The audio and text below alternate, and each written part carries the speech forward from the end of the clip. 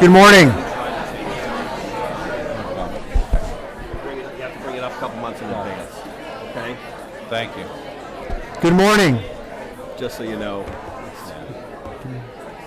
5 board members, I would imagine that would be. Well, Good morning. we're allowed to change. Hey, yours is working. It's not like. Good morning. Good morning. Thank you. Good morning. This is a good group. Hard to settle down this morning. Thank you for being here. Please stand for the invocation and the pledge. Please bow your heads. Lord, we thank you for another day. We thank you for traveling grace to and from this meeting. Father, we ask that you bless us as leaders of this college, bless all of the employees, our president, and all the folks that work to make this community a better place. We ask that you continue to bless our community, north, south, east, and west, our country, and more importantly, Lord, bless the leadership of our country. All these blessings we ask in your Son, Jesus' name that I pray, and in whom name you may pray. Amen. Amen. I pledge allegiance to the flag of the United States of America and to the republic for which it stands, one nation, under God, indivisible, with liberty and justice for all.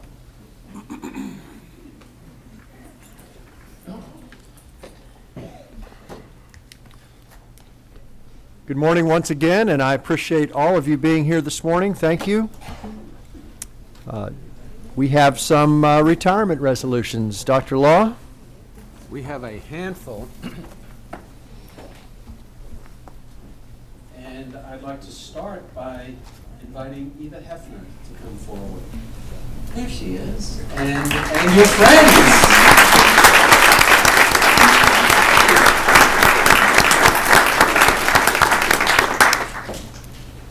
This is like a church meeting. They're coming, okay?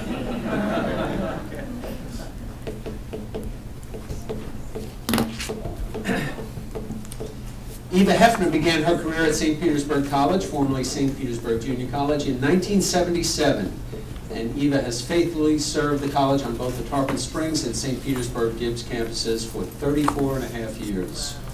Eva initiated a chapter of Phi Beta Lambda, a business fraternity on the Tarpon Springs campus, and continued as a fraternity advisor on the St. Petersburg Gibbs campus for 5 years.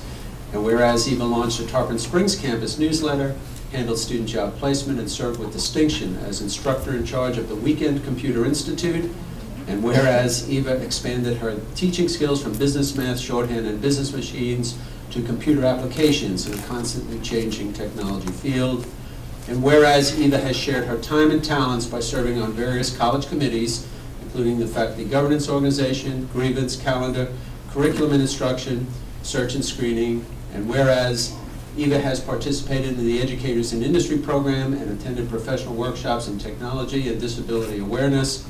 And whereas Eva has been a constant source of good cheer, encouragement, and professional support to her students, colleagues, and coworkers, now therefore be it resolved that the St. Petersburg College Board of Trustees and the entire college community hereby recognize and appreciate the outstanding contributions of Eva Hefner and extend to her our best wishes for enjoyment throughout the years ahead, said resolution being adopted and approved by the Board of Trustees this 15th day of November. I made it. Okay.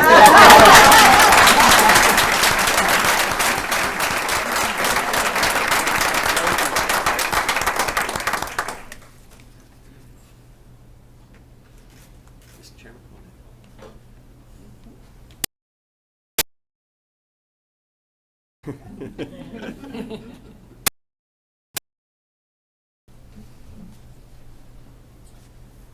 34 and a half years ago, I almost made a huge mistake. Marion Barrett, Nick Belaris's assistant secretary, called me for an interview. At the time, we had just moved to Florida for a couple years, and I was teaching at Tampa College with Susan Demers and Steve Myers. And we lived down in South St. Pete near the Skyway. And then when Marion called and said for an interview, I said, "Where's Tarpon Springs?" She told me my first reaction was, wow, that's a long drive up US 19. She said, well, come and talk to Mr. Belaris anyway and see. Well, I did talk to Nick, and the rest is history. And it's the best decision I ever made. I'm very grateful for Nick for giving me the opportunity to be part of the St. Petersburg College team, and I'm thankful for all the lasting friendships I've made at the college. I started out with keyboarding, 1, 2, 3, 4, shorthand, 1, 2, 3, 4, business math, business machines, and then as the technology. That was 10 preparations. You're right. Yeah, one semester. That's true. That is true. That is true. Taught those, technology changed, and so then I began teaching computer applications, which is word processing, Excel, spreadsheets.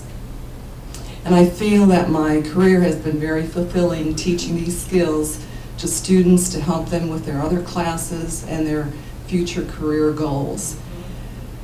Students have told me many times that they wish they would have taken computer applications long before they did to help them with their other classes, communications, ethics, research papers, electronic spreadsheets, and their future career goal. I had an attorney take my class at the downtown campus, and he said he always got a knot in his stomach when his secretary went on vacation.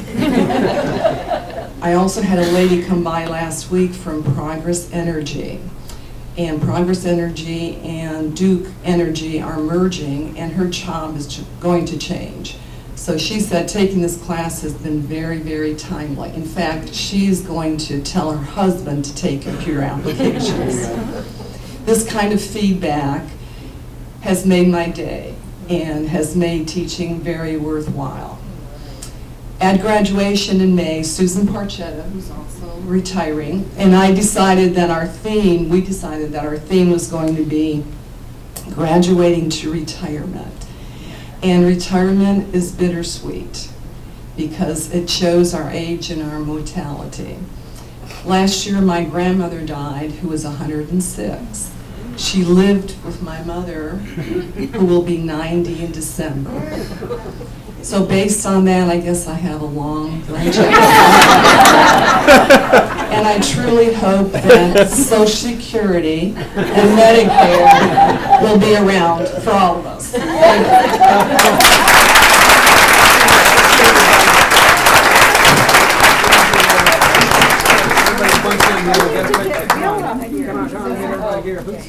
Who else? Who are we missing? Her husband. Oh, come on.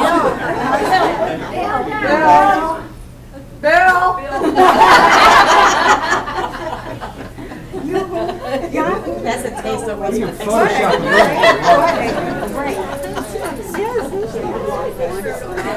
They're leaving me. Did you work hard on that? They're both great. She wrote every word of it.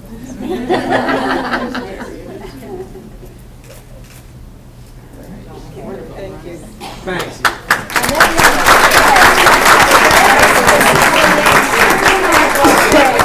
Susan, you stay. These Tarver folks are just always it's herding cats. Susan Parchetta began her career at St. Petersburg College, formerly St. Petersburg Junior College, in 1985, and faithfully served the college on the Clearwater and Tarpon Springs campuses and at the Health Education Center for 26 years. Susan was faculty advisor for Phi Beta Lambda, a business fraternity, and instructor in charge of the Weekend Computer Institute at Tarpon Springs. She was also selected by her students for Who's Who among America's teachers in higher education, and whereas Susan taught 17 courses while at St. Petersburg College, including computer applications, which was her favorite, and was instrumental in the early development of computer literacy for health students and in the College Success course, and whereas Susan has shared her time and talents as a member of numerous college committees, including the FDO, the Center for Excellence in Teaching and Learning, Curriculum Instruction, Staff and Program Development, and SAC Steering Committee for Credentialing, and whereas Susan devoted many hours to community service, teaching at the Union Academy in Tarpon Springs, participating on the city's Library Foundation Board, and serving as a liaison between the Tarpon Springs and Palm Harbor Chambers of Commerce and the college. And whereas Susan has been a constant source of good cheer, encouragement, and professional support to her students, colleagues, and coworkers, now therefore be it resolved that the St. Petersburg College Board of Trustees and the entire college community hereby recognize and appreciate the outstanding contributions of Susan Parchetta and extend to her our best wishes for enjoyment throughout the years ahead. Hear, hear.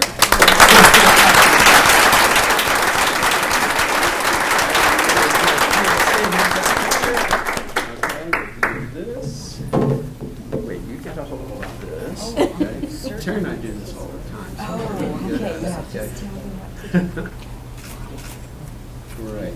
And Susan, why don't you say a couple of words? Thank you. The microphone's yours, sure. Eva's great at extemporaneous, although I know she practiced because Eva is such a wonderful instructor. But I'm going to read mine that I revised this morning again at 7 o'clock. I'd like to thank the Board of Trustees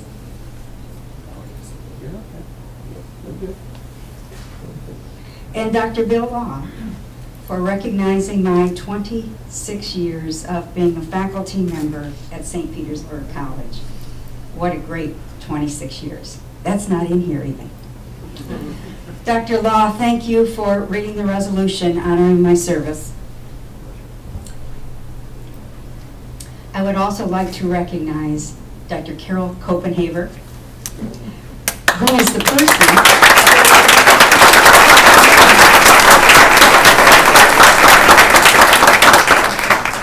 who was that visionary person all those years ago that hired me.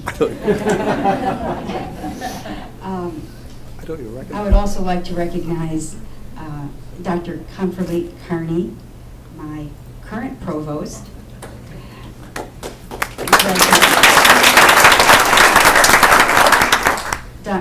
Mr. Nick Balearis, and you all know Nick.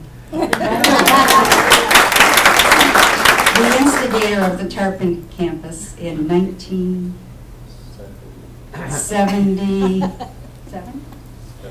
Uh-oh, it's too long ago. And my dean, Dr. Sharon Setterlin.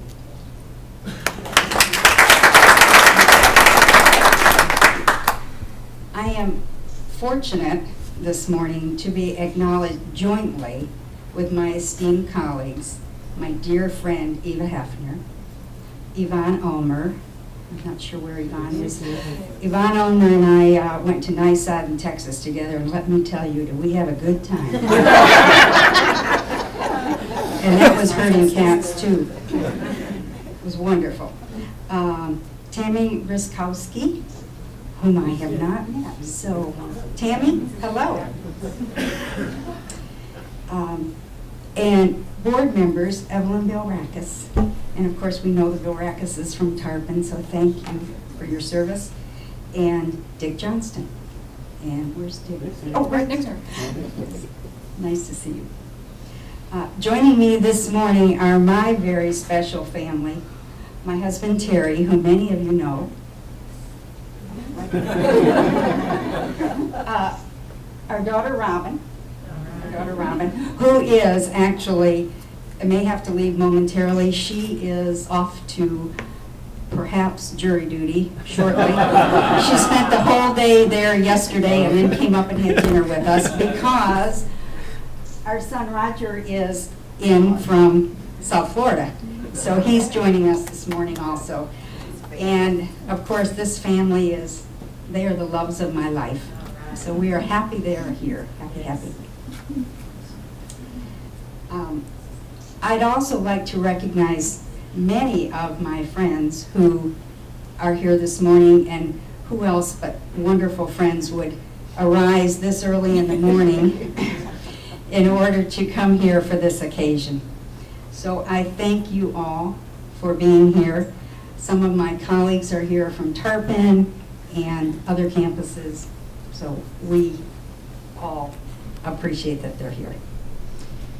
Thank you so much for all of your love and your never-ending support all these many years.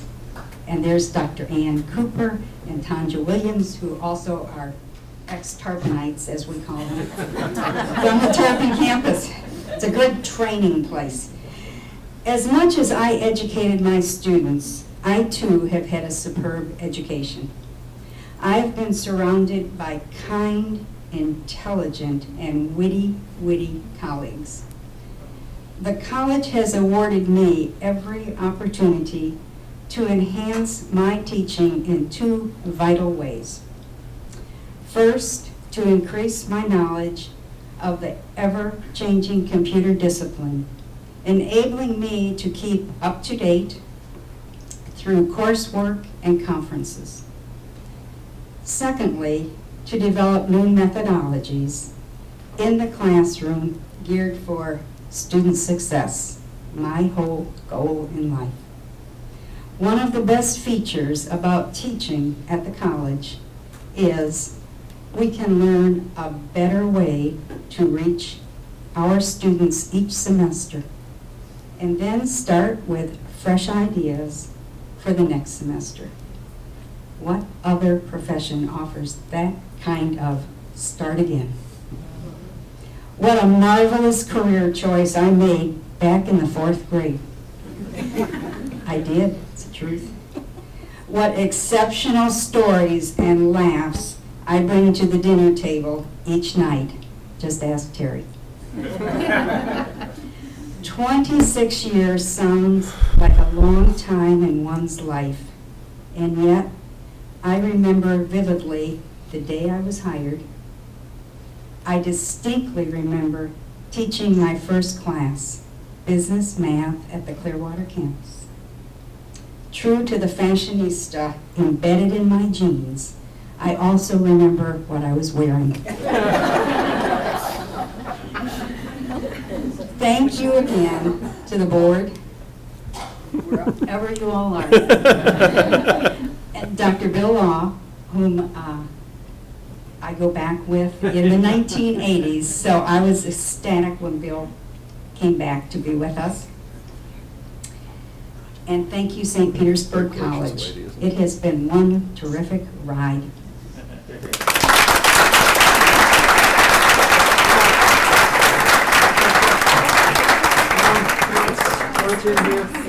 Carol. Noreen.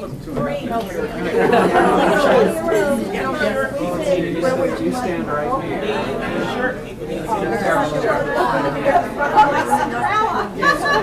I get to be Cinderella? All right, this is as good as this crowd's gonna get. How great. 3, 2, 1. There you go. Congratulations. You get it?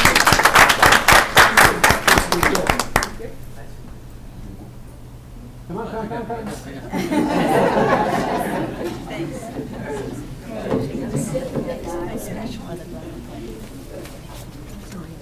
Thanks.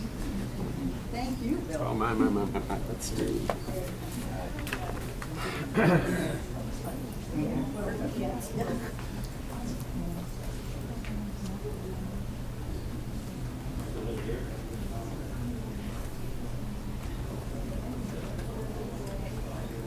I'd like to ask Tammy Gryzikowski to come forward. Mr. Chairman, members of the board, I took a little bit of liberty here.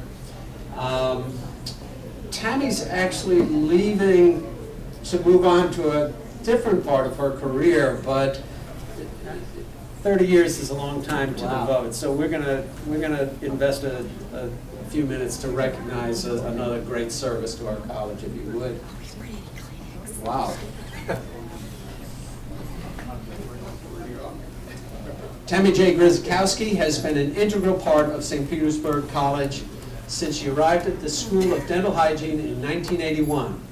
And whereas Tammy, a self-starter, collaborator, and motivator, excelled in clinical and classroom instruction from the beginning in courses such as pathology, ethics, and clinical theory, she continues to teach beginning and advanced courses today at SPC and for the University of Florida the Hillsborough County Dental Hygiene Association, and the Manatee-Sarasota Dental Hygiene Association. And whereas Tammy became clinical coordinator in 1990 and program director in 1996, overseeing the School of Dental Hygiene as it grew until there was a considerable student waiting list each semester. And whereas Tammy became the first dean of the College of Health Sciences, overseeing the bachelor's degree program in orthotics and prosthetics, a degree completion program in dental hygiene, and a bachelor's degree program in health services administration.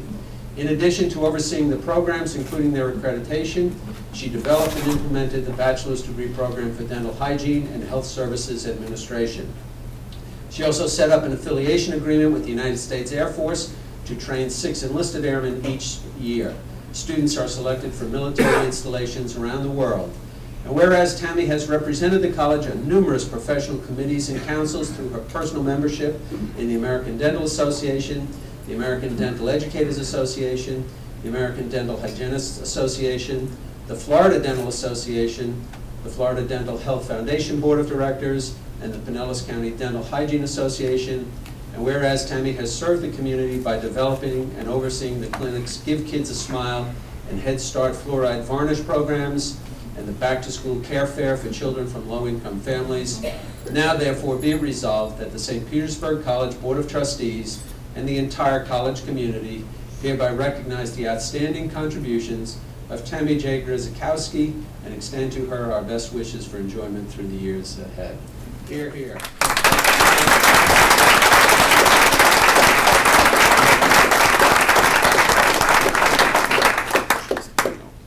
Chairman.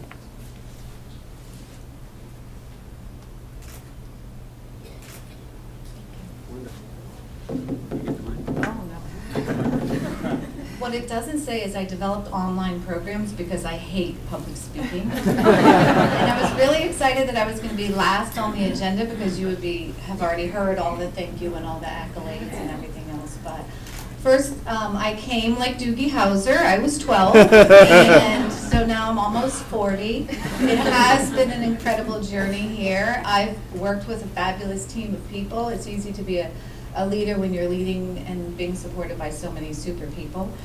My super leader is my husband. You can't do this journey alone.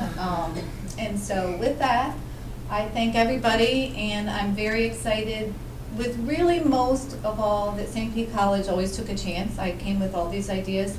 Let's develop a partnership with the military, and after about 3 or 4 or 5 years of working on the agreement, we had a 10-year agreement that we signed, and how often do we ever sign something for 10 years? So the college has supported me, and it's been a great place for me to grow up. So give that.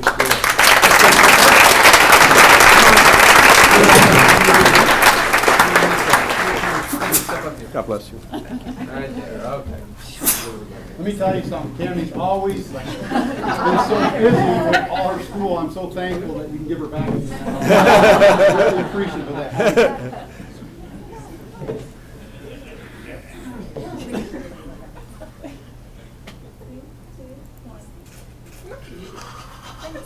Okay, thanks, Tim.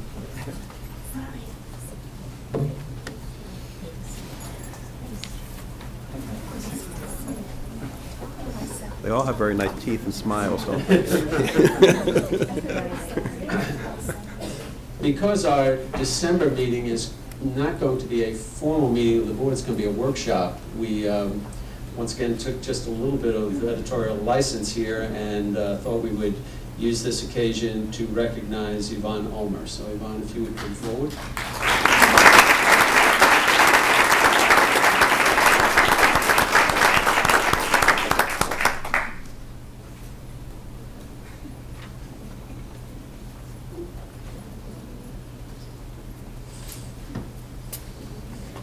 Yvonne Ulmer began her career at St. Petersburg College, formerly St. Petersburg Junior College, as an adjunct instructor in 1983.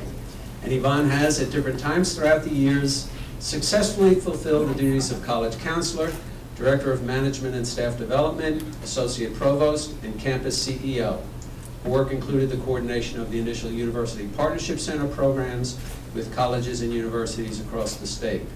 And whereas Yvonne brought recognition to the college in 1993 as project supervisor of a video-based training series called Excellence in Adjunct Instruction, which was used for years by adjunct staffs at colleges across the country. And whereas Yvonne, in connection with the 6th Judicial Circuit Court, designed, developed, and implemented a 4-hour class entitled Children and Divorce, now required for all divorcing parents with children under 18. St. Petersburg College is the educational provider of the course. And whereas Yvonne has served as the inaugural CEO of St. Petersburg College downtown since 1998 and assumed responsibility for Midtown in 2006, promoting the college throughout the city and faithfully serving the students who attend classes there. And whereas Yvonne has worked tirelessly with SPC partners, including American Stage and the Florida Orchestra, to make sure that needs are met and assets are fairly shared in the building they all occupy. And whereas Yvonne has made numerous friends for the college, and her energy, passion, and creativity will be sorely missed by all who have come to know her and respect her abilities. Now therefore be it resolved that the St. Petersburg College Board of Trustees and the entire college community hereby recognize and appreciate the outstanding contributions of Yvonne Ulmer and extend to her our best wishes for enjoyment throughout the years ahead. Hear, hear.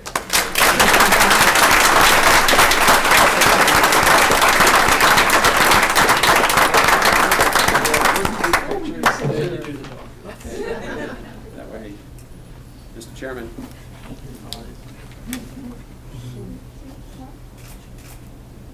All right, now. Okay. Good morning. I became a student at St. Petersburg College in 1970 at the age of 17. That is when my love affair with this institution began. The first person in my family to ever go to college, I had no idea the adventure that lay before me. I was mesmerized by the teachings of Earl Kohler, Cecil Cheek, and Don Musselman. I was exposed to literature, humanities, and anthropology. It is here that I developed a thirst for learning that remains with me today. It is here that I developed the skills and the confidence to continue my education, ultimately to get a master's degree. It is here that I returned in 1985, hired by Myrtle Williams as a counselor at the St. Pete Gibbs campus. What an incredible feeling it was to walk through the halls where I had been a student, to be back home at the place that gave me my start. The past 25 years have been absolutely amazing. The college has given me opportunity to grow, develop, and accomplish things I never thought would be possible. It has also provided me with wonderful friendships that I will carry in my heart forever. I leave with fond memories of traveling to CSA with my dear friends Maria Edmonds and Myrtle Williams. I've had the privilege of working alongside Jean Corey and Nancy Kelly as we have shared in the excitement of the growth of downtown and midtown. Thank you so very much for your vote of confidence, for allowing me to be the founding provost of SBC Downtown, and for allowing me to be a part of providing educational opportunities for our students at SBC Midtown. It has been a chance of a lifetime. Thank you so much. Stay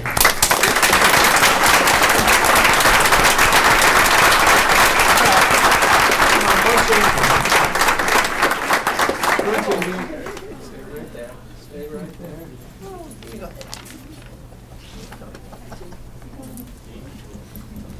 Nancy, step over here. There you go. I think she's gonna be crying.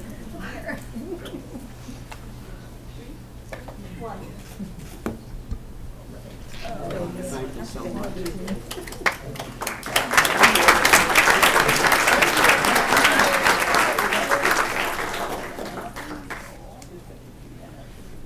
Dr. Law, Sir. before we recognize our fellow trustees, Yes. can I, Mr. Chair, is it fine if I make an announcement? Please. There's someone here who's very special to St. Petersburg College, who's back with us today, who left our college, and I have to tell you, one of the things, I would even call it a tragedy that we didn't properly recognize her for her many accomplishments here at St. Petersburg College before she left us and went on, and that's Dr. Carol Copenhaver, who did so much for this college, and I'm sure...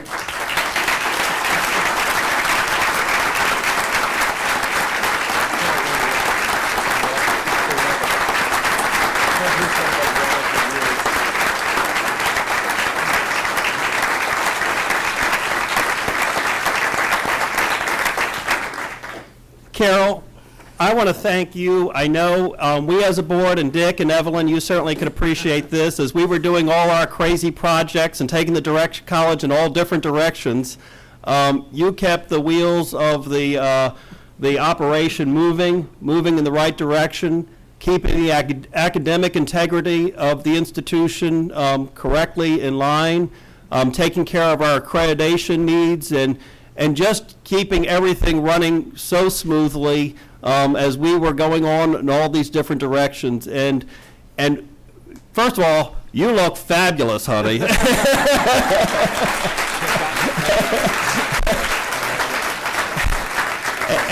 And we never as a board, and it's our fault, and I apologize for that, never properly recognized you, and I just want to say thank you for all you've done for St. Petersburg College and just wish you the best. Thank you for being here today. It's just brightened all our days here that you're here today.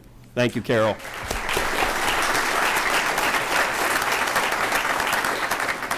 Thank you, Mr. You stole my thunder, okay? Oh, I'm sorry. Congratulations, though.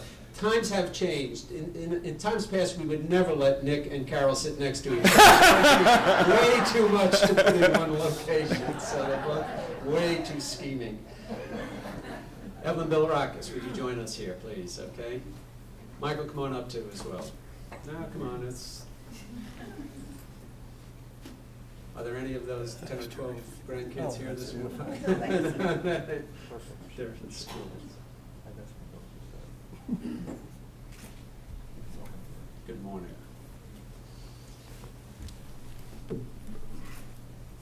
Evelyn Bilirakis has been an effectual and compelling advocate for St. Petersburg College since her appointment to the Board of Trustees in 1999 by then Governor Jeb Bush.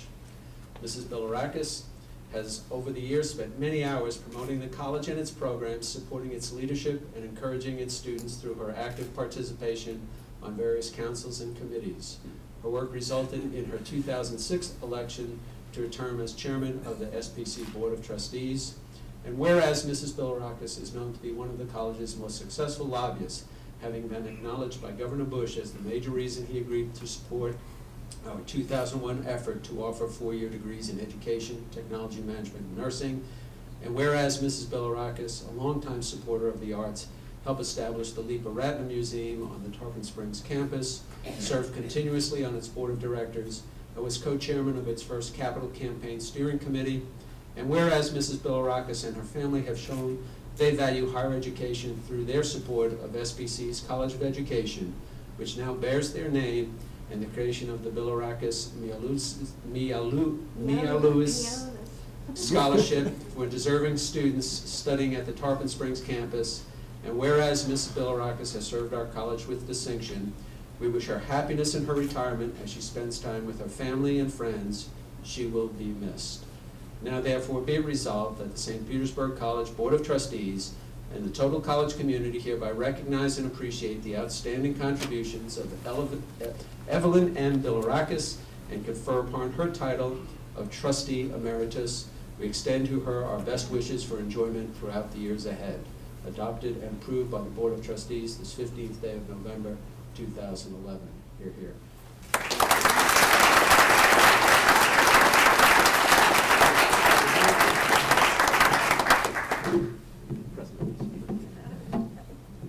Thank you, Dr. Law. I didn't prepare a speech, so I'm not going to give one. But I just want to tell y'all that I'm going to miss you, but I won't be gone. I will be a phone call away anytime you need me. And I enjoyed being on the board, and I didn't enjoy driving from Tarpon. But anyway, I love the people here, and they're all so dedicated, and we've done a lot. And thank you, and we're proud to have Dr. Law back too. He's a wonderful president. Thank you. Thanks.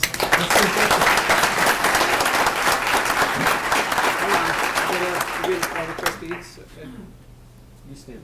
Right. Look, we need to get closer to that one. Yeah, sorry. Okay, come on.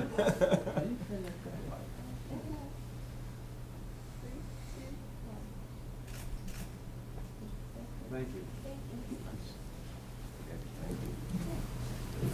Dick, stay here.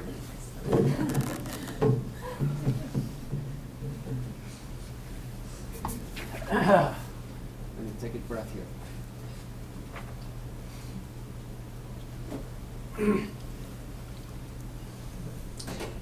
Whereas W. Richard Johnston has been a pivotal part of St. Petersburg College since he was first appointed to the Board of Trustees in 1969.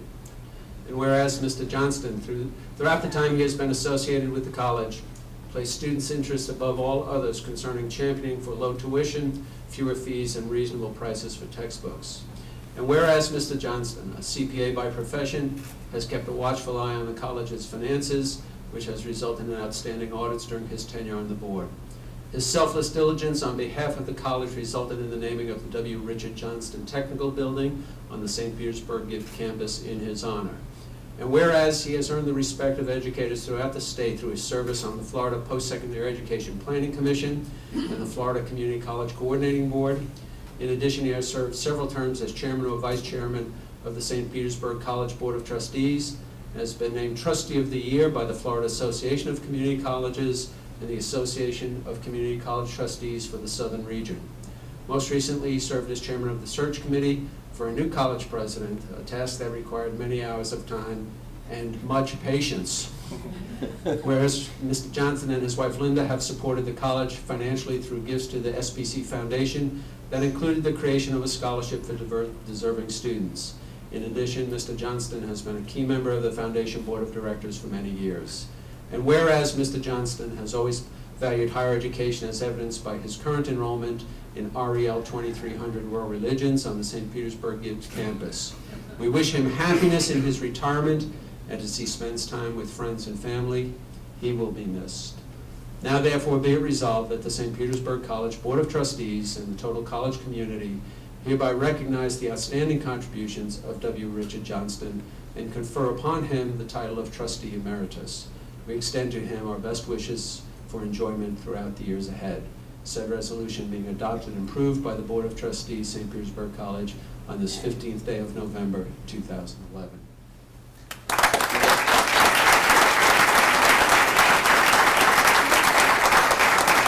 Let's see the picture first, then.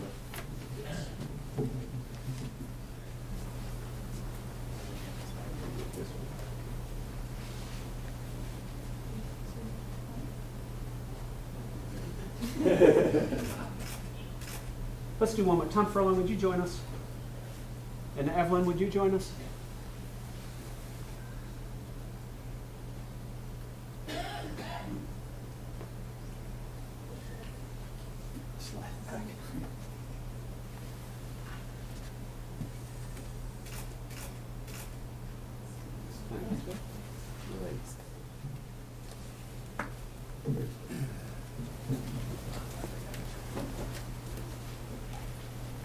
Well, I was told by my wife last night that I had talked too long, so make it very short. She has a provost that insisted she goes back to school this morning, so she's not with me. I wish she was, but she has a professional job to do and students to teach, and that's where her heart is. One of the things that I'm going to miss is being with all of you at least once a month. Because many of us have worked together on many projects, and I hope they've all come to the right end. And that involvement with the school, not only with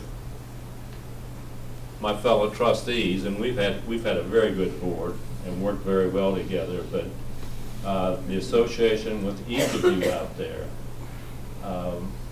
has been a real honor and a privilege for me, because I have learned a lot from you, and I'll miss that association. But who knows, I may still come back and sit in the back of the room and just watch. One thing that as I got to thinking about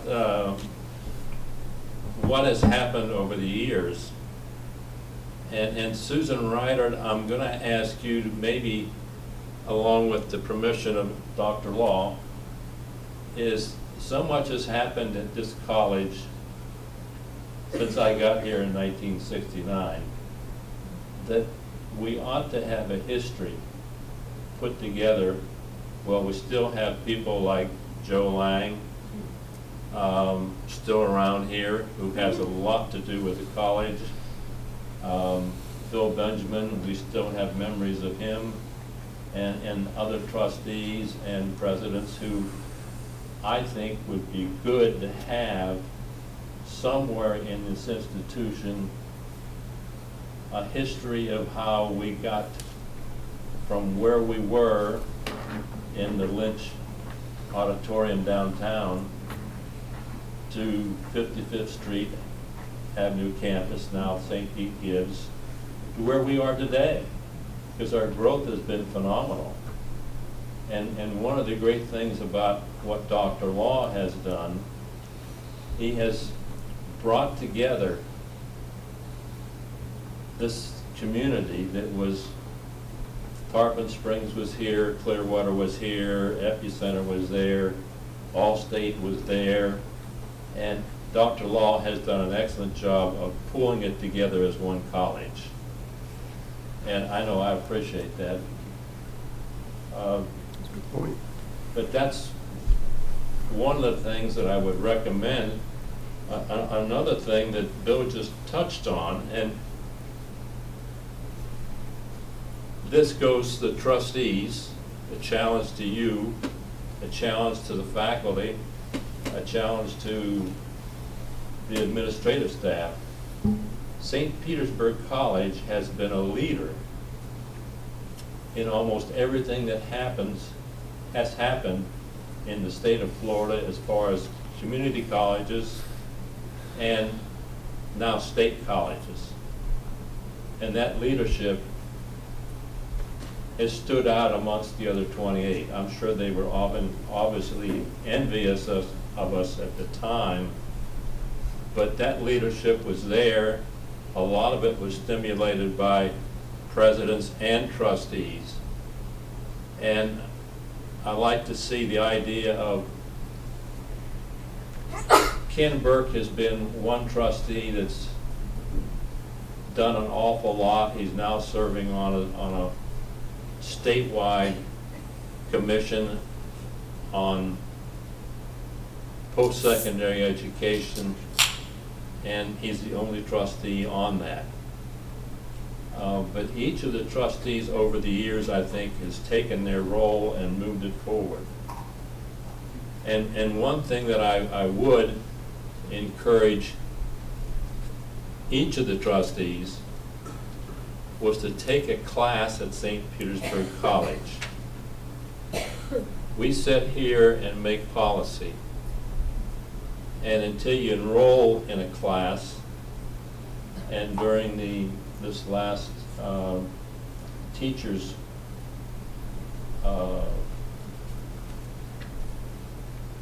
get together in service day, I was sitting with my future professor, and I see Dr. Conley sitting back there, and they were sitting together, and I said to the professor, you haven't contacted me. He said, yes, I did. And I said, they said, well, it's all on Angel. And I knew what Angel was, because I sat here and helped to philosophically put it together. But until, in Conley, a good friend of mine, said, just go on Angel. I thought, okay. And then they said in a nice way, talk to your wife because she'll tell you how to get on Angel. Well, I went home and I got on the website and I looked at it and I finally found a link to Angel. And then I knew partially what the students were going through. And that's why I think that if trustees are going to set policy, they need to have some understanding of what the students are going through. And it was a thrilling episode to take the class. The students were, I thought they didn't know who I was. I didn't tell them. But one of the students on the first night walked out with me and wanted to talk to me. He was a veteran, and I could see he was having a little hard time, and he figured maybe my gray hair could give him some wisdom. In one of my last classes, 2 students, a male and a female, walked out with me, and they had this notion that our first test was going to be a very easy test because it was all over campus, that their pay was going to be adjusted. The teachers' pay was going to be evaluated on how well the students were testing. And I kept trying to tell them that that wasn't so, and they said, oh no, that is so because it's all over campus. And I didn't dare tell them who I was, but I said, I can assure you that's not the case. So that's one thing that I would encourage you, and even for some of the administrators. Sitting in a classroom with a bunch of students, most of them were in the age bracket of my grandchildren, especially the 2 in college, that they welcomed me, and I felt very comfortable in that classroom. But I think I learned an awful lot about the practical side of the operation of this institution. And I think for us to step forward and to be the premier institution, which I have been honored to serve for these many years, and I hope I've contributed something to its well-being, that I would encourage the trustees to get involved in that aspect. One class will do it real quick. You'll soon learn a lot of things. And I do thank you. I know I'm going to miss all of you. Some of you I have worked with on various committees and involvement in search processes, and gotten to know a lot of you, and I'm certainly going to miss that association. Thank you. Here, here.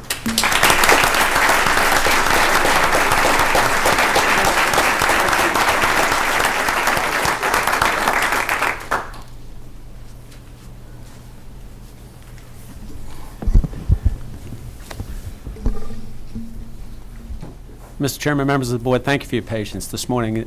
Every one of those worthy of our recognition and time. What a tremendous history for our organization. So, thank you.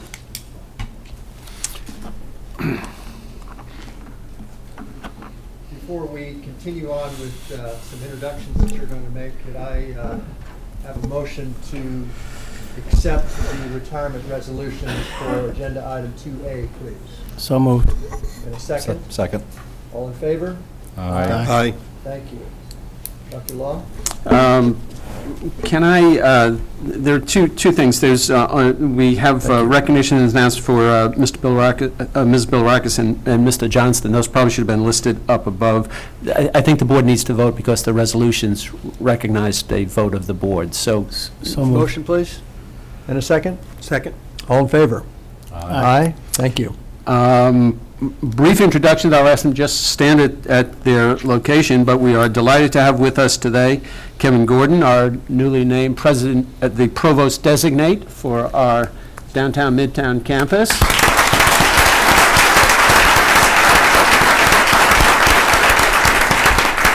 Tyrone Clinton, our associate provost for St. Pete Gibbs.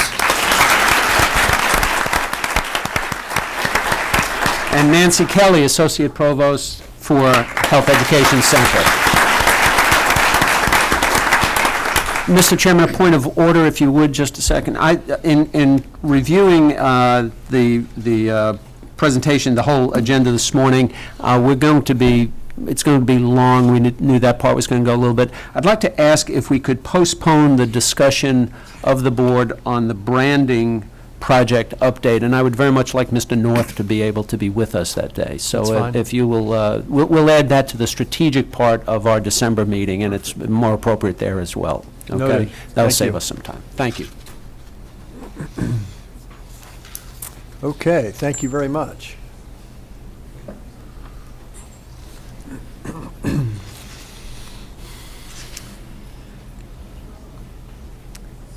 On to agenda item 3, and before we move on to that, I just want to recognize Dick and Evelyn.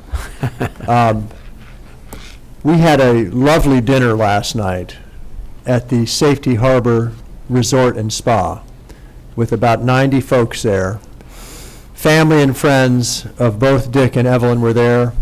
Many tributes were mentioned, many toasts were given, and a very fine evening it was. But again, on behalf of this board, I want to publicly thank both of you for your incredible service to this college, as was mentioned last night. And you will definitely be missed, and we appreciate you being with us again here this morning. So thank you.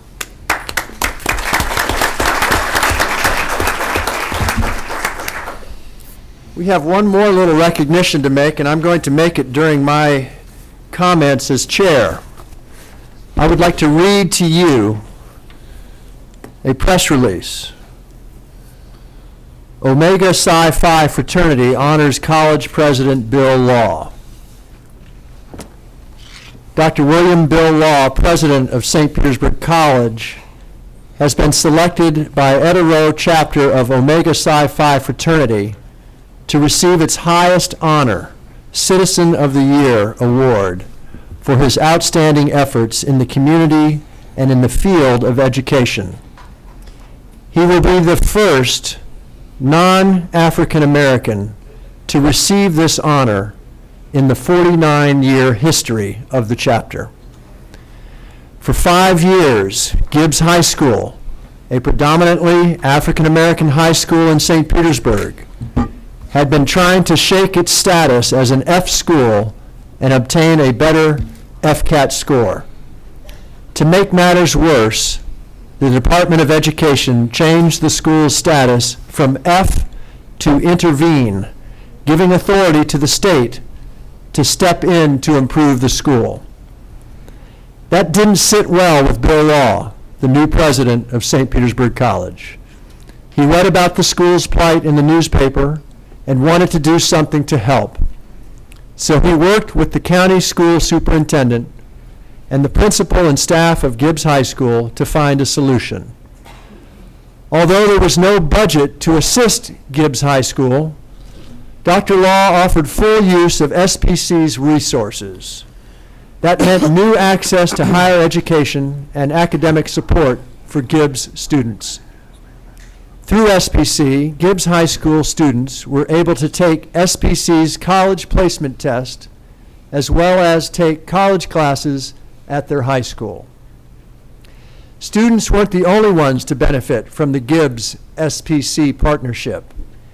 Gibbs faculty received support through a co-teaching model, classroom teaching theories, and workshops on teaching strategies. In addition, SPC delivered a high-quality reading program to Gibbs.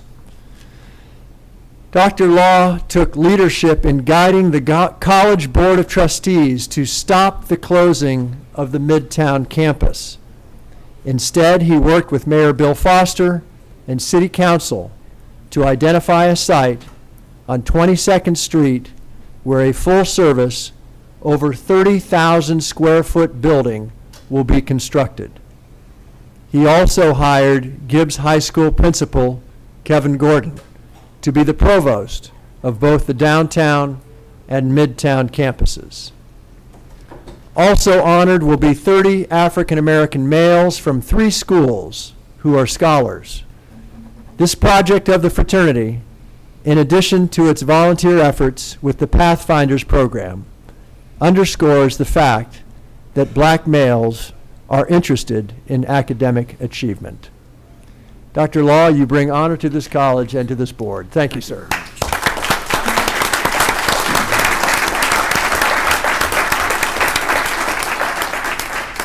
Thank you. Appreciate that.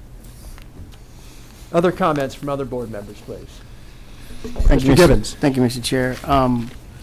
I went to that event. It was a very good event, and Dr. Law, again, has shined as a college president, but also as an individual in our community. It was well deserved, Dr. Law. Thank you. And his beautiful wife was there with him. It was a great event. The event last night with Mr. Johnston and Ms. Bilirakis was also a great event. I said this last night, but I really mean it. Dick Johnston, and I was thinking about it after I left, along with Tom Furlong, you probably got like the whole education, and you, Bill, like the whole education system in Florida covered for like a very long time. I don't think there's any question we could ask these 3 people and not be able to get an answer. And Dick, that's going to be missed. I mean, you talked last night about how the college became a college. It was, I never even knew it was a part of the the public school system. But again, the history, the institutional knowledge that you bring, and then always, always trying to make sure our budget is right. And it was kind of fun having 2 accountants listen to you guys go back and forth about the budget. I know enough to be dangerous, but really, you'll be truly missed as a person that you can turn to and ask any question and know that whatever answer you get is going to be just like the congressman said last night, truthful and to the point. So thank you very much, Dick. You're going to be missed a whole lot.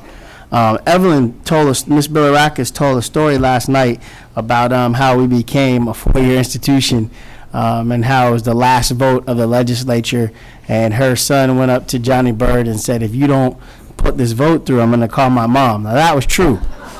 That was very, very true, but she left out a critical point. It would have never gotten to the legislature if she had not lobbied Jeb Bush. Yeah. And I was sitting in an office with 3 or 4 people, and I happened to be with the governor at that particular time. And he said, the next time you guys want to lobby something down in St. Petersburg, tell Mike Bilirakis, because Evelyn called me every day, the same time, and I had to take her call. So it got to the legislature with the governor's support because Evelyn Bilirakis called her, hit the governor of this state every day, and he took her call. Am I wrong about that? And he said, don't ever stick her on me again. So Evelyn, thank you for so many things. I mean, you've been a friend, a mom, a mentor, and so many things to me. I really appreciate you sharing not only yourself but your family. Gus and I have been great friends, as you very well know, but now I see why the folks in your family serve with distinction, because you're there to prop them up, and I really appreciate you in our community, but also, like I said, as a friend and a family member. Thank you. And finally, Mr. Chair, a couple weeks ago, we had a collaborative lab to discuss the Midtown campus. I really think some kudos should go out to Dr. Law, Susan Ryder, Dr. Tanja Williams, Kevin Gordon, our new provost at downtown and Midtown, Harvard Jolly, the folks from Harvard Jolly, I think they're here as well. And just the folks, Deborah Boyle, Amelia, and all the folks at the collaborative lab. It was a very, very good event. I've heard nothing but good things. I had to leave a little earlier because I had other commitments, but I heard it was a great event. I think we are way down the road on what the community wants. It was well attended by not only public officials, but also by the community folks. And I think we're headed, Mr. Chair and board members, in the right direction in terms of getting feedback from those folks that are in the immediate community in the Midtown area. I think with that, I'm finished. Thanks, Mr. Chair. Thank you, sir. Mr. Burke? Dr. Law, congratulations on the recognition. Thank you, Very, sir. very well deserved. And Terry, thank you for so eloquently mentioning that. And also, I add my thanks and congratulations to Dick and Evelyn for their tremendous service to our college. And it's been just a joy to work with you since 1999 on this board. Two other items I do want to mention. I think everyone at the college, and Patty Jones, especially you, deserve credit for the All-College Day, the In-Service Day. Once again, the energy that existed. Bob and I were there for the morning session. I'm not sure how long you stayed, Bob. I was there till midday, but just a magnificent amount of energy in the room. Dr. Law, you did a good job, as we expect you to do, in your communication with each of the different segments. I was there for the one segment in the morning with Bob. And just tremendously done, I appreciate you making that a priority. Here we're an education institution. We certainly need to focus internally too on what we do, and that's and support each other in our education pursuit and internally. And that's just an excellent day, and I hope we continue with that. It definitely. Brings the college together, as Dick alluded to in his remarks, a tangible sign of us all together on one campus on one day. We need to do that and see each other, just tremendous all around. The other item I want to report on is that there is a thing, and especially for you, Bob, being new to this, called the Trustees Commission, and that's where trustees from throughout the state of Florida meet. I represented our board at this meeting this past month, and it was a good meeting. We had a report from Dr. Holcomb, our outgoing chancellor. The incoming chancellor was there, Randy Hanna. As a matter of fact, the report that Dr. Holcomb gave us is included in our board packet, and we're going to be going over that. It has great data there, which Dr. Law will be sharing with you.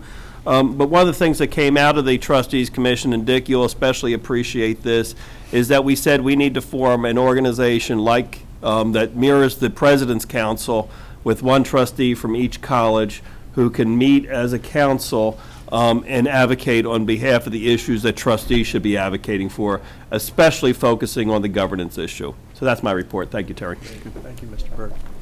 Captain Fine, anything from you?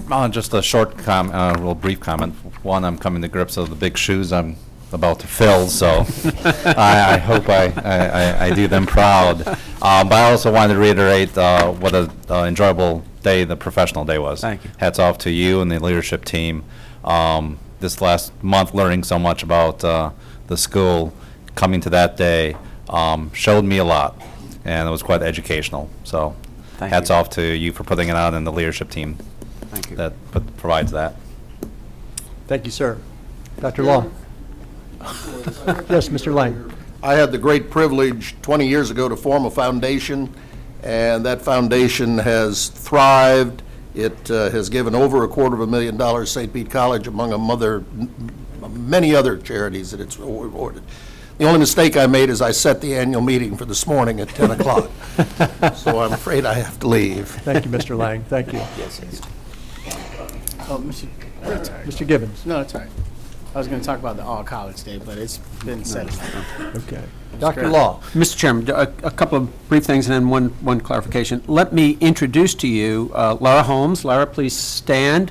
Lara will be filling the vacant position in our office, but most importantly, the purpose of that position is to support the board in its day-to-day operations and the preparation of the board. Lara comes to us highly recommended from the campus. I'm glad I'm not sending out faculty evaluations of my leadership today. We've stolen one of the very best people from the campuses and brought her into our office. She will be joining us, and I suspect you will be very well served by her leadership. So thank you. Thank you. I had noted the All-College Day. Thank you for that recognition. That collaborative lab, I wanted two other things. We have had in the past month, 2 collaborative labs with the Pinellas County School District on working together going forward. So College Success Academies with the high schools, and then also with the middle schools on how students can start to align themselves to select the right courses and move forward. So we have done that twice. Let me say, though, the one that I really want to do is on November 29th of this month, the Collaborative Labs will host the new Department of Economic Development created by Governor Scott. 150 statewide leaders in economic development will be on campus here crafting the 5-year plan for the state's economic development future. And through the great work of Andrea and her team, previously with the Chamber of Commerce Foundation, who were here, we now are, I think, at the highest pinnacle that we could be at. The state of Florida, in its highest priority, is using us to support the development of their plan. Andrea and her people bring great credence to us, so that's wonderful. I don't know if Ken's going to step back. I want to pass, Mr. Chairman, there was a little bit of clarification next. I don't know if confusion is the right word. The December 13th Board of Trustees meeting, when the college is closed for the third Tuesday of December. So there is a question as to what day then becomes the board day for that month. Our notes had December 13th. When we went back to research the record on question by Mr. Burke, it wasn't as clear as it needed to be. So we wanted to be sure there was no misunderstanding. This is the calendar we have been working off, and we have everything scheduled for the 13th. Is that I just want to make sure we're not the only ones out of step here. That's what I had on my calendar. Yeah, okay. I'm fine with that, but Mr. Chair, Mr. President, I would also like to see, we had normally moved the board meeting around to different campuses, and I'd hope that this, okay, all right, I just want to make sure. Mr. Burke, I just teed up the December 13th meeting, okay, and indicated that, and I had passed to you, that the list that we had been working from, we could not reconstruct when or if that had gotten in your hands. So we just, per your request, we're clarifying that December 13th Good. will be the meeting We just date, approved okay? it? Yes, we're all Thanks. set on that, thanks. And then the request was made to find something other than EPI for the spring semester to move us around a little bit, and we'll take care of that. Very good. Okay, thank you for that clarification. Thank you, sir, that's all I have. Thank you, Dr. Law. Agenda item 4, I'd like to entertain a motion to approve the minutes of October 17th. So moved. Second. Any discussion? All in favor? Aye. Opposed? Thank you. On to agenda item 5. Ms. Gardner. Mr. Chair, I don't have a report this month. Thank you. Dr. Nicotera, May I ask Ms. Gardner a question? please. Will we, at the January meeting, have the rule which we deferred from last meeting? Yes. I have the first copy of that, and I was going to add that at the end of the meeting. In Okay, the president's thank- report at the end. I have the first draft of that Thank for you. you, okay? Good morning, Mr. Chairman and members of the board. Good morning. Over the past 3 years, one of the goals at the Health Education Center has really been to reach out to students way before they even think or apply to a health program. And on the slide, what you see here this morning is a new initiative that we started in the spring of 2011 in conjunction with Dr. Smiley, who allowed us to create a special class for pre-health students. And I'm going to really give you 2 highlights of this and why we think it's so important is we catch students very, very early on. This is one of the first classes they take when they come into the college. And when they express an interest in the health program, with this class, we can begin the process of giving them the skills that are necessary to apply to a health program. And then secondly, we help them explore the health career that they have interest in. We bring in program directors, we bring in students currently in the program, we bring in former students to talk to them about their chosen profession, so they get realistic expectations of what's involved in that health program and in that health career. So and I'll be happy to entertain any questions. I think you could see the things that we do in there. And they're all geared or focused on health-related things, but they're the same basic things that they do in that class otherwise. Excellent. Questions? Thank you. Thank you, sir. Dr. Vitado. Good morning. Good morning. Just wanted to share with you briefly a little bit of information about a recently received National Science Foundation grant, which we participate in cooperation with the Rochester Institute of Technology. Many people don't realize that deaf and hard of hearing students are underrepresented in higher education and in the workplace. There are more deaf and hard of hearing students in the community colleges, but still their success rate is low. The purpose of this grant is to help build career pathways from high school to the community colleges, and to help develop techniques and pedagogy to ensure that deaf and hard of hearing students are more successful and lead to STEM careers, particularly in technology. The budget for this grant is about $350,000, our part of it, over 3 years. It will fund salaries for a number of people on the Clearwater campus, at least partially. Matt Bowen, our new provost on the campus, is in that grant, as well as Beth Carlson, Jimmy Chang, Brad Jenkins, and Peg Connell. There are 2 other states involved in this grant. We're the only college in the state of Florida that's involved, but there are colleges in California and Texas who are also participating. I think that the real significance of this grant, beyond the fact that it's going to make a difference in the lives of these students, is the fact that it recognizes the leadership of the college, the long leadership of the college in the area of helping deaf students. Many years ago, we had a deaf student program on the Clearwater campus. We no longer have that, but we do still continue to teach American Sign Language, and we have a strong interpreting program. It's not insignificant, I think, that we recently had a company move to Clearwater.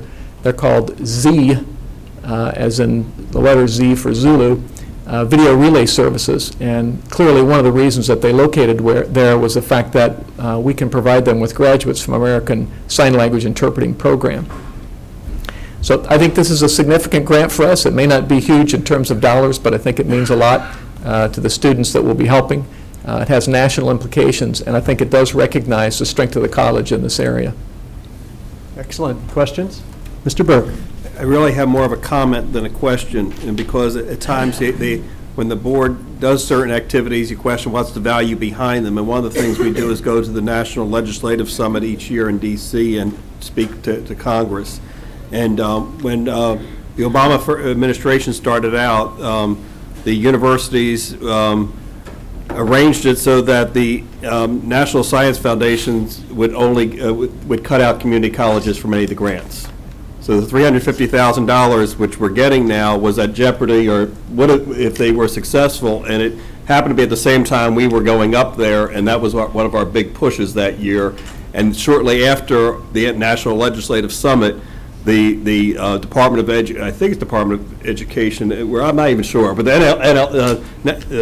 NSF came out and said, no, we revised it to keep community colleges as funding. So I just want to say there's a relationship basis on some of these things that we fight for. And if I remember right, doesn't our deaf program also get a good amount of Carl Perkins money, which is also a federal grant? Do we have any idea how much goes to the deaf program? I don't off the top of my head. But I think it's in excess of a couple $100,000, if I recall correctly. It's right on that number. Yeah, so I mean, that's another federal item which we have fought for successfully. So just want to point how these things tie together somewhat.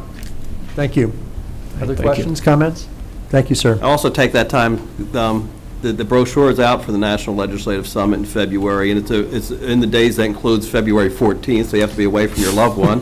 But I would encourage Bob and you to consider going to that, and every one of us to consider going to that. Likewise, it's very helpful going on at the federal level.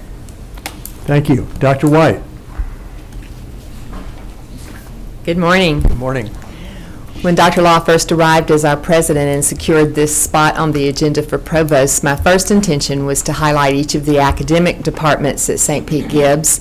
And so today I'm sharing with you about the College of Business at St. Pete Gibbs. This is the last in the academic department series. The College of Business in particular has clear pathway choices, a rich variety of choices, as you can see, where a certificate flows into an AS degree.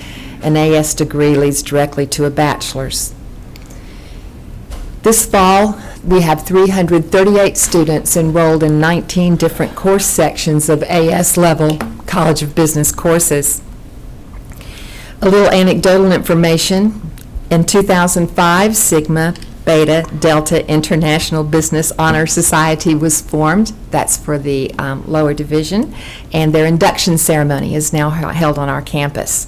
Recently, the Sustainability Management Club was formed. It's called Net Impact. Talk about a couple of our faculty. George Leonard has been with St. Petersburg College for more than 35 years, and rumor has it he was one of Trustee Burke's instructors at St. Pete Junior College. He's still with us, a mentor to faculty, member of committees, a very, very viable member of our team. Ronnie Murphy is a full-time instructor who's been with us for 3 years, and she developed a very timely new course in social media marketing, which is doing well. We have a new adjunct by the name of Don Waterhouse. He's teaching a new iteration of real estate principles. George Dollar is an adjunct who's been with us a long time, and he's working on his own graduate certificate in project management. Thomas Murphy is married to Ronnie Murphy. He's a new adjunct teaching for us for the first time, and he teaches personal finance and managerial accounting.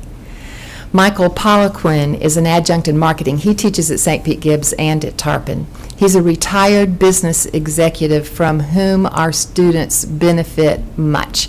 He loves to teach, and his personal experiences in business fit so well into his program.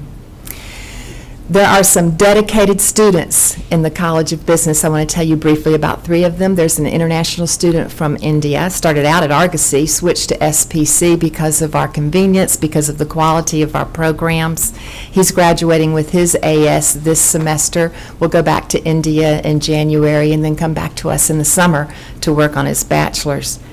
There's a student in the BAS program who has significant health challenges and is taking courses online from her hospital bed. And then we have a 73-year-old who started out at SPJC in 1971. She's also navigating some serious health challenges and is taking her courses online. She wants to at least get a certificate, and here's what she says: I want to show I accomplished something with my education at SPC.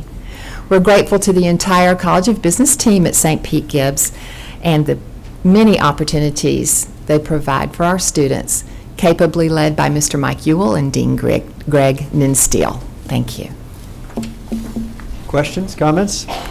Thank you, Dr. White. Thank you. Okay, on to agenda item 7A, Student Success and Achievement, A1. Dr. Cooper. Good morning, Mr. Chairman, members of the board, Mr. President. Good morning. This morning, I'd like to share with you some information in regards to our online education and multi-state authorization processes. Essentially, what this means is that various states have requirements for us to offer our online programs to their residents. This came about with the 2010 Higher Education Act that had several integrity rules that were going to link state authorization to Title IV aid, which includes the Pell Grants. Since then, this portion of the Higher Education Act was struck down in the U.S. District Court. However, the state regulations still exist, and we are therefore expected to follow them, particularly in regards to having a process in place for students who may have a complaint to be able to file that. So currently, Vicki Westergaard and her team are working diligently to set up a website for this purpose. As far as assessing what the various states would require, there was a group set up to look at Florida's authorization requirements for public colleges and universities in June of 2011. This was developed by the Board of Governors, the state university system, and legal counsel from various institutions. Our own Suzanne Gardner is part of that, a member of that working group, and has helped to research the regulations and prepare the report. Updates are being provided by lead counsel Vicki Shirley to the Florida Distance Learning Consortium as of July 22nd, 2011. I also need to share with you that the information is changing. Some states are reevaluating their situation and revising their regulations. So it's a matter of keeping ourselves informed about what's happening and how we should move forward in regards to this process. What I have for you here are the states that at this time do not have any approval requirements, as well as the number of students in our online programs and courses that reside in these states. So in these particular instances, no problem, we can continue to move forward. Then there are states that have a simple application process, which might be as much as a letter of notification, and some fees associated with offering their residents our online courses and programs. But in relationship to these states, we do not feel that the cost is so high that we could not continue to offer these students our online education program. Particularly if we look at in relationship to out-of-state tuition that these students might be paying. 12 credit hours in our lower division is about $4,400, whereas 12 credits in upper division is about $5,000 a semester. Now, of course, not every student is full-time. They might be part-time, but in reviewing what is required from these particular states and the fees, and sometimes the fees are annual, sometimes they can be renewed 3, 4, or 5 years. It varies from state to state. Yeah, but we feel in these instances we can cope. Mr. Burke? Let me just. Sure. So I want to make sure I understand this, because I didn't realize what the students was our students here on this. I was wondering what those numbers meant with the original thing, but that's good to clarify. But so that means like we only have one student from Kentucky, but we have to pay the state of, is it the state of Kentucky, a $5,200 fee to be able to offer online education to the state of Kentucky. Is that correct? That is correct. Correct. Okay. And I know the $5,200 is a fee, but how much also beyond that of Suzanne's time and Dr. Cooper's time and everyone's time for us to be, what's the solution here, I guess, because this is a mess. It's a true mess, and I think as Ann makes the presentation, we've decided to cut our losses in some cases. Some we're going to stick with for a while. I suspect it will some of the states will find that their students are not being picked up anywhere else. They've made the hurdles too high. So we're just trying to make sure we don't shoot ourselves in the foot in the near-term future, Mr. Burke, by creating more rules for ourselves and bouncing students out of classes. Maybe, Dr. Law, what I'm asking, what's the bigger public policy question that needs to be addressed as trustees, as presidents, to change this, because this is all over the place. It is, and I think you will hear it in your Washington discussions. I guess I'm trying to make sure we at least manage our own, the things that we can manage, we will. We can't change the state of Kentucky's rules and regs. What's Florida's rules on this? I don't know exactly what Florida's rules are. I will check that for you, but I do know we have them, and there are application fees that other states, other colleges have to pay the state of Florida if our residents are going to take their online courses. I will check that for you and find out what I just think, again, Florida requires. This is something we should be unified as a system in Florida and come up with some position and say, this is what we feel is right, for, as one of the leaders of community colleges. And it was just a thought. I think isn't the lady from Polk State on, is she helping to head this up as far as the Florida position? It's a very high priority legislatively to try to sort out Florida's future direction on online learning, and this is part of it, okay? So in fact, I think I have a meeting November 21st on this very topic with some of the legislative leaders to sort this out. Because Florida, quite frankly, there's a part that's, we're the leaders in this. Once again, I know everybody, Trustee Fine, when we say that's not bragging. Well, the numbers prove us out. We are almost 32% of our FTE are devoted online. I just did the study for the state.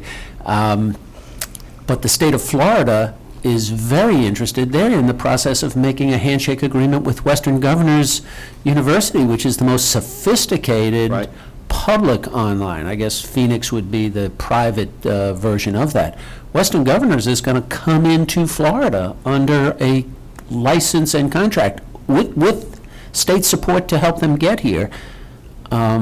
I think that we're seeing a Must have lot. been lobbyists. Yeah, I guess. Well, people want to move forward in the online learning. I wish I had better answers for you, Mr. Burke. We're trying to just manage what we can without damaging the forward motion that we have. I think one of the slides is going to show you somewhere we've decided not to pursue because we don't think there's any rabbits down that trail. Right, and that's our next slide. When we investigated these 6 states, the fees are very high. Many of them are repetitive or based on the number of students that we have in different programs. They may require site visits. Some of them are almost to the extent of an accrediting agency. And so we feel going forward that with these 6 states that we probably are going to cease allowing students who reside in those states to take our online programs.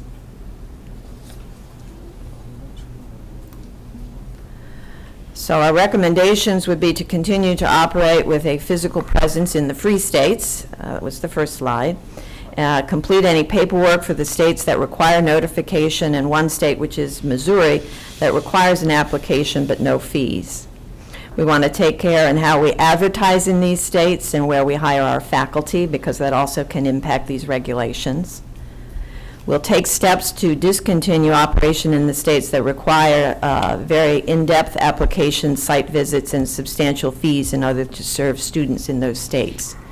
We are in the process of contacting those students because the students who are in our programs or in our online courses who are from those states, to make sure that we can negotiate a teach-out and that they are able to complete their programs. We also need to make sure that we indicate on our website and our applications that we are no longer accepting students who reside in those particular states for our online programs. And obviously, it's very important that we continue to monitor this situation because, as I said, it is changing regularly. And what we intend to do is with these 6 states, I will be meeting with Suzanne Gardner and Vicki Westergaard to look at drafting letters to those particular 6 states in hopes of working with them so that we can provide the students who are currently in our programs in those states a teach-out. Yes. This is really a Ms. Gardner question, and I don't understand who's enforcing this? If a student takes our course, signs up in Massachusetts, and the state of Massachusetts says we're supposed to pay a $5,000 fee to them or whatever, $10,000 I think it was on there, and we decide not to pay it, and that student enrolls in the course, is it the federal government that's enforcing this?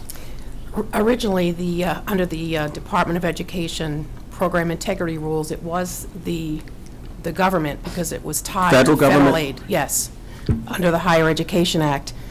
For online education, that was struck down, but the individual state regulations are still in place, and the Department of Education would like to bring something like this back. The actual deficiency was in a rulemaking procedure. So we might see this come back through the Higher Education Act again.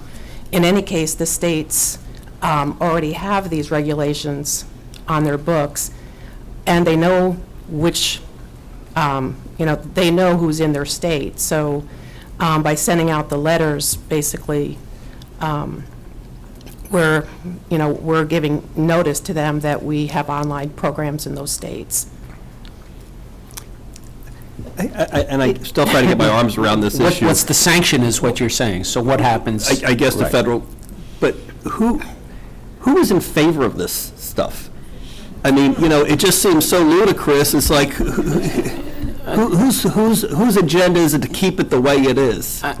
Mr. Burke, I think if you start with what became the biggest premise of the higher education reauthorization, which was really to make sure that the fly-by-night institutions weren't overrunning all of the financial aid systems. I think that's a simple sentence for a very complex issue. And as they've whittled down to get to program quality, you get to the online piece. How do you how do you handle that?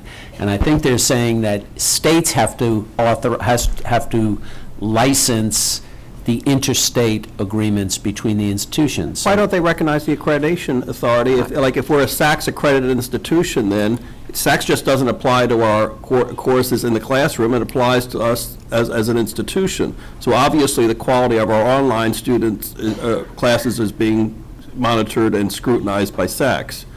So why isn't that just looked at as the acceptable level, whatever the accreditation authority is? If the college is accredited, why not just recognize that and say, I just don't understand why this issue this is bizarre to me. I think you mentioned the operative terms before, good lobbyists, okay? The issue of regional accreditation is clear to you and me. It is nowhere near clear once it leaves the public sector, right? I mean, isn't that the dialogue in Washington, is who's in charge of accreditation and what does it really mean?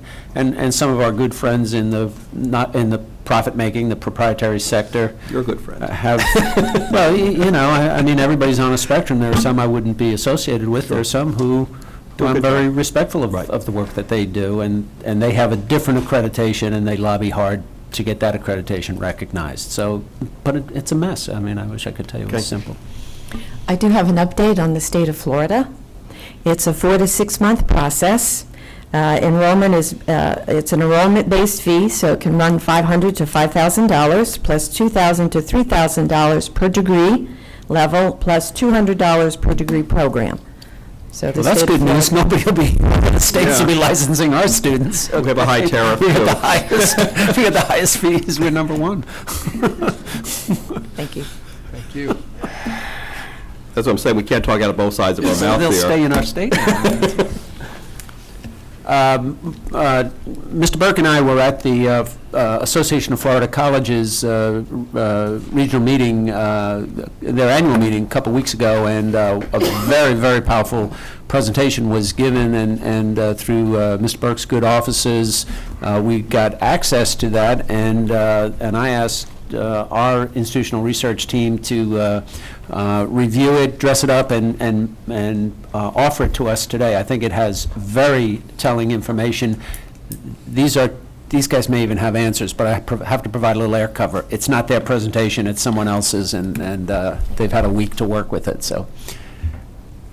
Good morning. Good morning. Let's take a second. Trustee Fine, this is Jesse Coraggio and Lee Hoff, and this is one of the very best institutional research teams you're going to find, okay? So they do spectacular work, and you will see that. Thank you very much.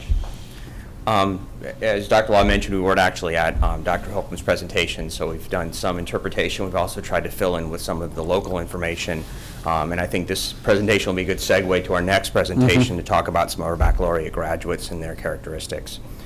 We'll start out, Dr. Holcomb's presentation was focused on 4 very important areas within the college system. Student access, productivity in terms of degree completion, the 2+2 articulation agreement, basically the focus of being the first 2 years of college and then either going to the baccalaureate program here or the baccalaureate program with the SUS system.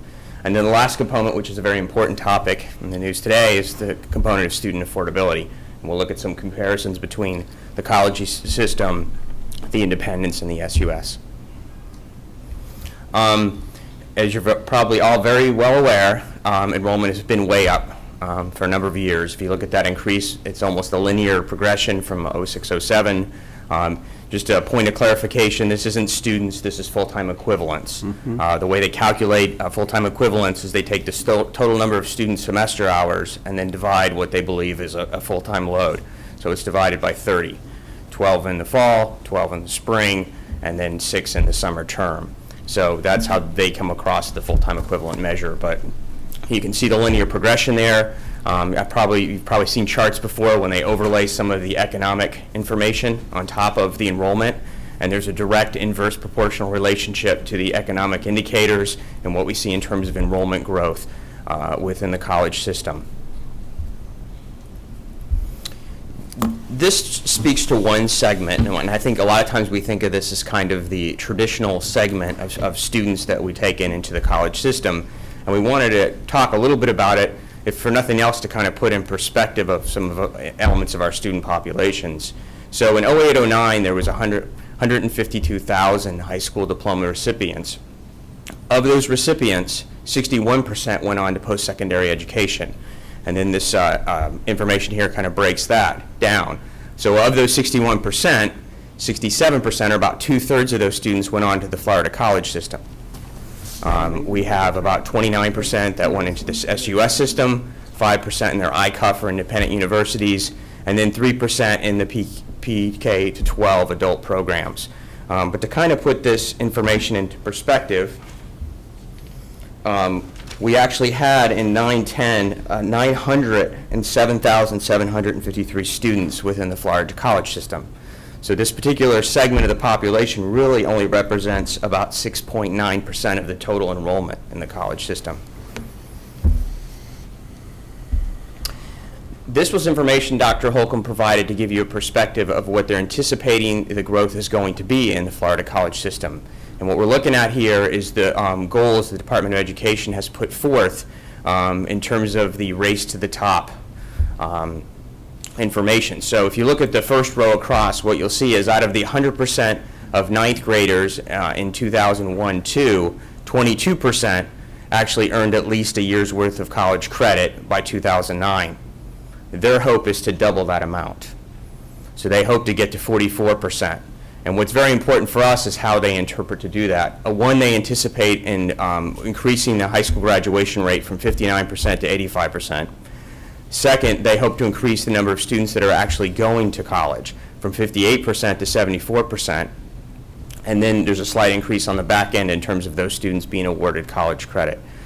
So this really speaks to, we saw that enrollment growth. This is, you know, if any of this comes to fruition, that's only going to dramatically increase as we go forward. And this is a slide that tells us a little bit about some of the demographics when you compare us to the SUS system. The first bar actually represents those students that are enrolled in the upper division within the SUS, and you see about 3/4 of those students are age 24 or younger. So there are a lot more of that traditional population, students initially coming out of high school and then progressing through the SUS system. The second bar represents those students in the upper division within the college, the Florida college system. So we have a dramatic difference there when we look at just the age demographic. About 3/4 of our students are actually over the age of 24. There's a pretty dramatic difference. And then even when you look at our lower division students, you're going to see, you know, they're not the typical right out of high school students, as evident the information we provided a little bit earlier, but we have almost half that are over the age of 24. And as was mentioned earlier, the discussion, Dr. Law had alluded to the number of percentage of students that are participating in distance courses in the Florida college system, 32.9%. Large, you know, this might be one way that we're going to try to accommodate this enormous growth we are going to have. You also see the very linear progression as those increase. One point I do want to make is that just because they're enrolled in online classes doesn't necessarily mean that's all they're enrolled in. And I think that's something we have to compare when we look at numbers like this. We find only about 25% of our students are only enrolled at any time in online classes. So many of these students that we see in the information here are actually taking a mix of both face-to-face and online.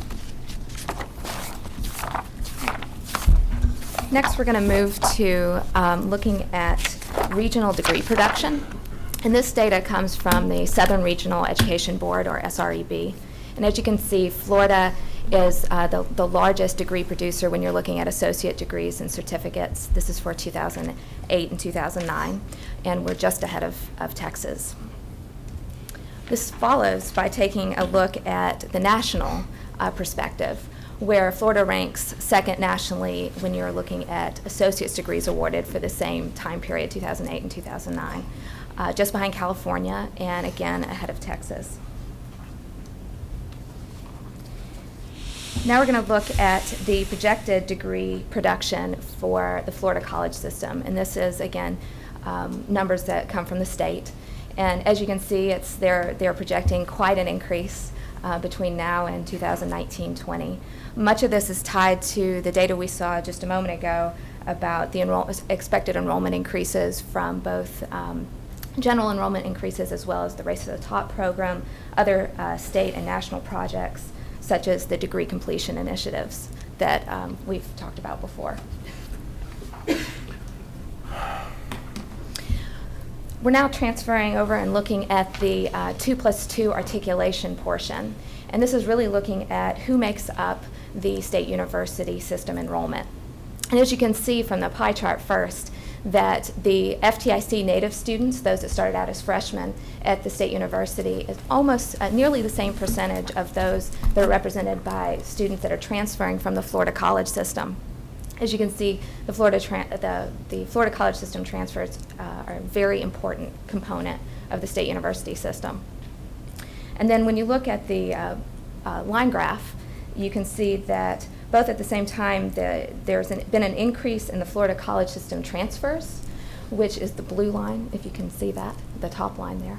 And at the same time, over the same time period, the state university native students have stayed very consistent over time. So it's actually the growth is being seen in the Florida college system transfers. Next, we're going to look at the growth over time of first the increase in the AA graduates that are actually happening out of the Florida college system. As you can see, that's increased dramatically since 2008 and 2009. But then the red line is looking at those students, of those graduates that actually transfer to transfer to the SUS from the Florida college system. And as you can see, there's a gap. There's always been a gap there, but it's increasing dramatically as time has gone on recently. But one thing that isn't mentioned in this chart is the role of the Florida college system baccalaureate programs. And during the same time period, there are approximately 13,000 students enrolled in Florida college system baccalaureate programs. So if you can imagine that in between the gap there, you can see that the role is ever increasing for the baccalaureate programs at the Florida college system.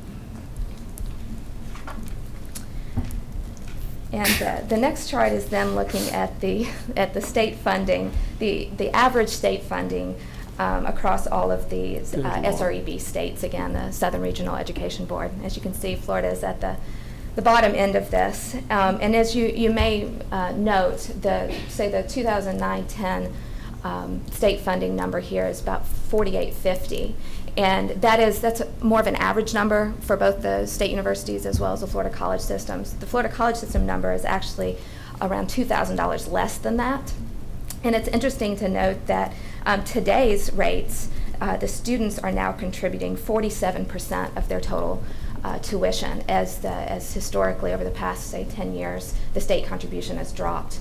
The tuition increases that are seen are really being held by the students. And again, this data is being approached from the FTE side, which, as Jesse mentioned, is not. It's a representative number of how we're funded. We're not actually funded by students. And it's just interesting to point out, Valencia actually has the students paying more of the cost of their tuition than the state is. So the state's actually only supplementing the funding when it comes to Valencia College. They're on kind of the extreme. Continue on with our discussion of affordability.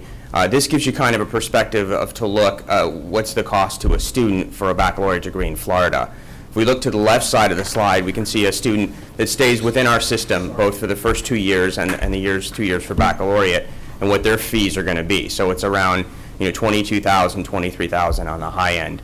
In the center, we see a transfer student.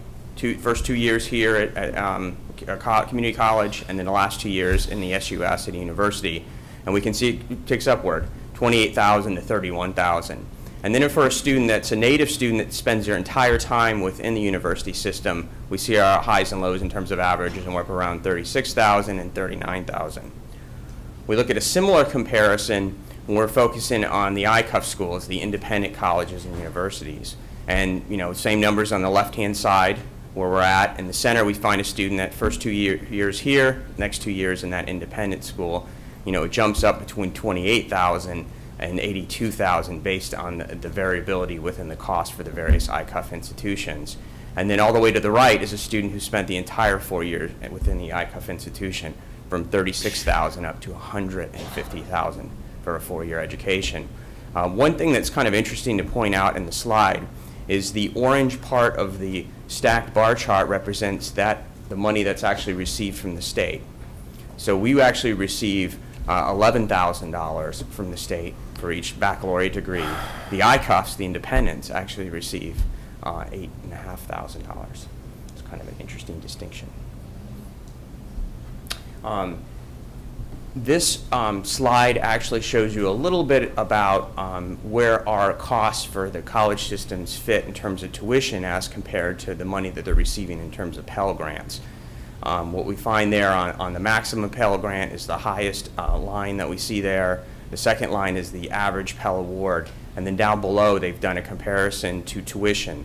Now, they're focused on 24 credit hours, so they're looking at a student that's possibly full-time in the fall and full-time in the spring and not taking summer classes. But you can see for the college system, the tuition is well below the Pell Awards for students. Of course, there's the book cost, too. Yes, which is not correct. calculated in this, which probably makes up that difference. I wouldn't know, but I would 100 imagine. to 100, a couple $100 per book. One's tuition and one is total cost of going. I mean, that's the difference, Mr. Burke. We're showing the tuition cost in the bar, but when we do the financial aid calculation, there's a total cost of going, and that's what drives the total Pell Grant. So yes, books, some living expenses, other fees. Okay, thanks. And this gives you kind of a perspective.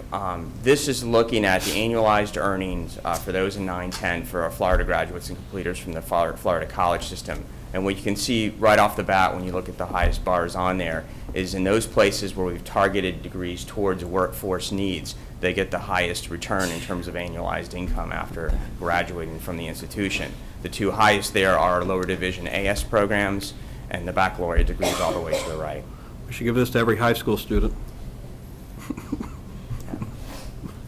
No, what we should do is lay the tuition cost next to this as a percentage of first-year earnings, okay? What does it cost you to graduate versus first-year earnings? And it would be a very telling statistic.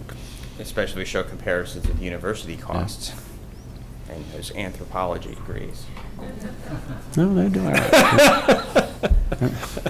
And then this is the final, this is the 12-13 budget request. The top half of the slide is focused on, really the true cost in terms of the request, which is 7.3%. Adding into that is different appropriations and the Philip Benjamin, which really brings the cost to 24.4. But the one that we're really going to see as an institution is the 7.3% increase. Any questions we can answer? Great. Mr. Burke, your request to put this was very timely. Literally at the same meeting, I had been meeting with the Chancellor, and in one of our presentations recently, the statistic came up that we gave 1,000 bachelor's degrees last year. We crossed the 1,000. So I asked Jesse and Lee to grab that 1,000 and tell us what we know about that group. And it dovetails, as you will see, and it's very important in the current public policy who actually gets a bachelor's degree from a Florida college system. And I think this is going to be very powerful if you join these two presentations together. We're working literally with Chancellor Hanna right now to see how we can get this to the state board and the legislature. Has he officially started? Monday was his first day, yes. Thank you. All right, thank you for the lead in there. And just real quickly, most of you know the history of the baccalaureate programs here, but just in case. In 1998, the access to the baccalaureate degree was identified as a significant problem by the state. In 99, the legislature authorized community colleges to seek approval of baccalaureate degrees. And in 2001, SPC was given authority to grant baccalaureate degrees in specific areas of nursing, education, and management. And then after a period of time, was allowed to add additional degrees based on workforce needs. Since that 2001, we have graduated just over 4,400 students from the baccalaureate programs.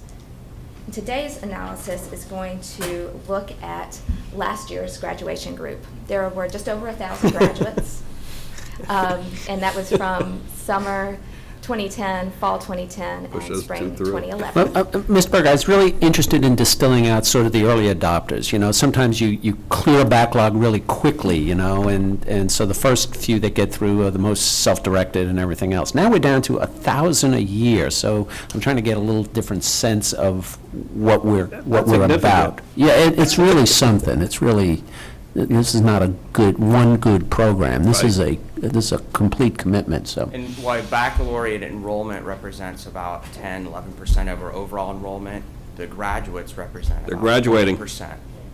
Talk about race to the top. They're racing. You know, that's what we do. This analysis includes 22 of our 24 baccalaureate degrees and 7 of the 8 certificate programs. The rest of the ones just haven't had graduates yet, so they're fairly new. We have both Bachelors of Science degrees and Bachelors of Applied Science degrees.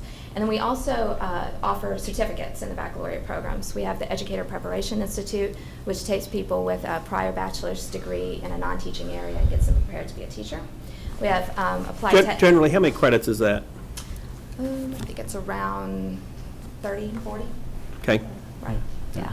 More It's than 1 year. just a little over a 1-year program. Yeah. Very good. Yep, 3 full terms. The applied technical certificates are in the nursing program, and that's for people that already have an AS degree and are getting an additional certification in, say, sepsis awareness in upper division credit, and other post-baccalaureate certificates in areas for retraining. So to try to make the 1,000 graduates a little easier to go through and look at, we divided them into degree families, kind of based off of the original authorization bill.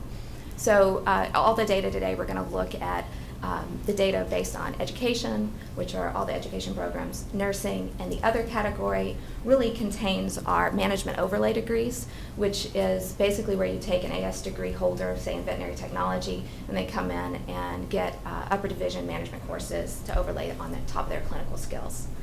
So as you can see from here, the other category of those management degrees is really our largest.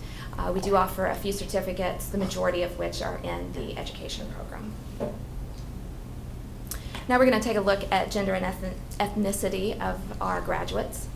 The percentage of males is about at 28%, although this number has increased since the inception of the baccalaureate programs.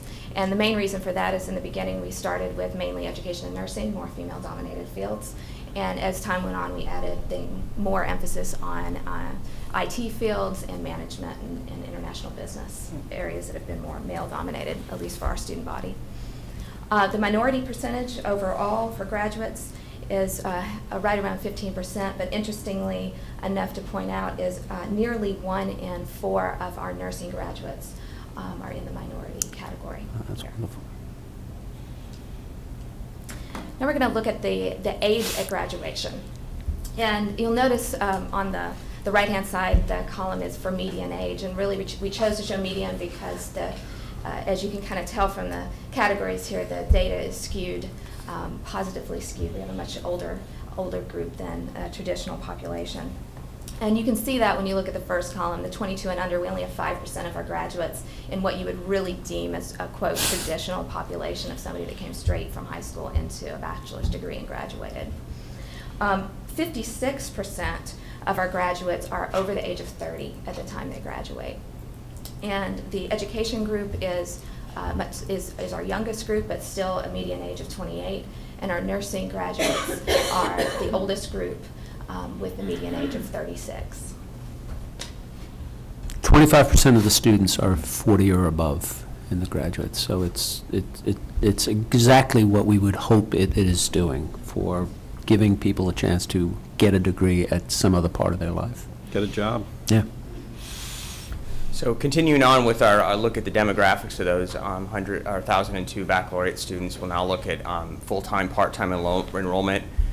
This measure was set up based on our full-time enrollment, which is considered 12 credit hours. So in order to be full-time in this model, they actually had to average a minimum of 12 credit hours during their tenure through the baccalaureate program. What we find is that the vast majority of our students, over 3/4, are actually going here part-time enrollment. One of the interesting distinctions to mention on this chart is we see in the nursing program, we have 98.9% that are considered part-time. Wow. Now, one of the nuances there is that the nursing program is actually designed for working professionals. So the expectation is almost to work while you're entering into the program. And really what they consider internally a full load is 9 credit hours. So many of their students are participating internally on what they consider a full load because the realization they have to work while they're going to school. Time to degree is another demographic we looked at. And it's very interesting to note here that within the 2-year period, the 4 to 6 terms, that we had almost half of our students graduate, which would be traditionally what we consider a normal time frame. So 51% total graduated within that 2-year time period, and we actually had 82% graduate within 3 years. So our students are very committed. And what you might ask is, well, if they're going part-time, how could they graduate on time? Well, to speak to that commitment, we talk about summer enrollment.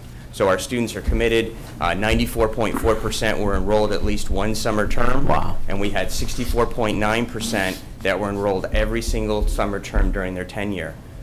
So they're not taking any time off during the summer, and they're keeping their loads all the way throughout.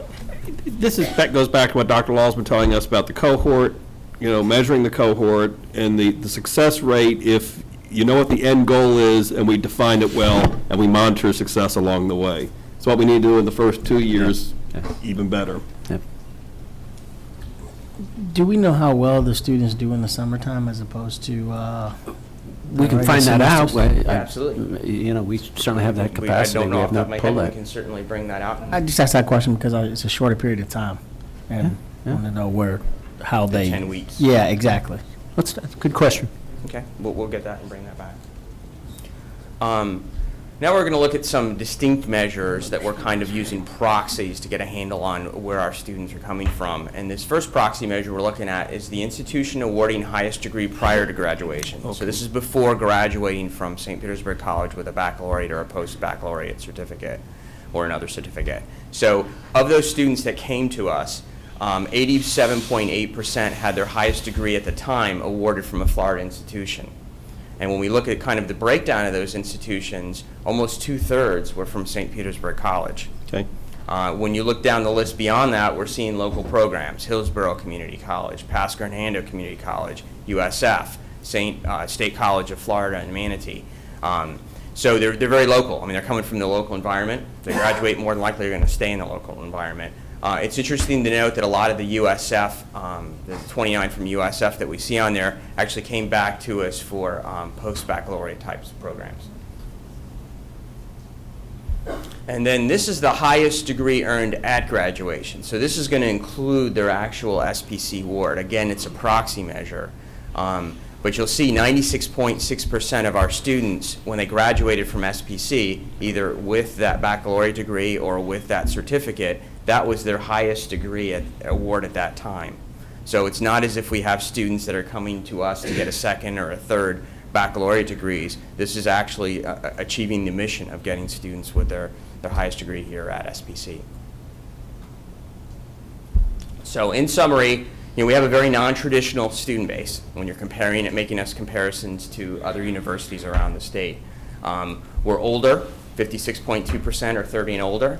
We're local. Almost 3/4 of graduates received their previous degree within the local area. Our students are primarily part-time. Over 3/4 are part-time, and still 82.4% complete within a 3-year time frame. And they do it through summer enrollment. 94.4% were enrolled at least one summer term during their tenure. Any questions we can answer? Wonderful.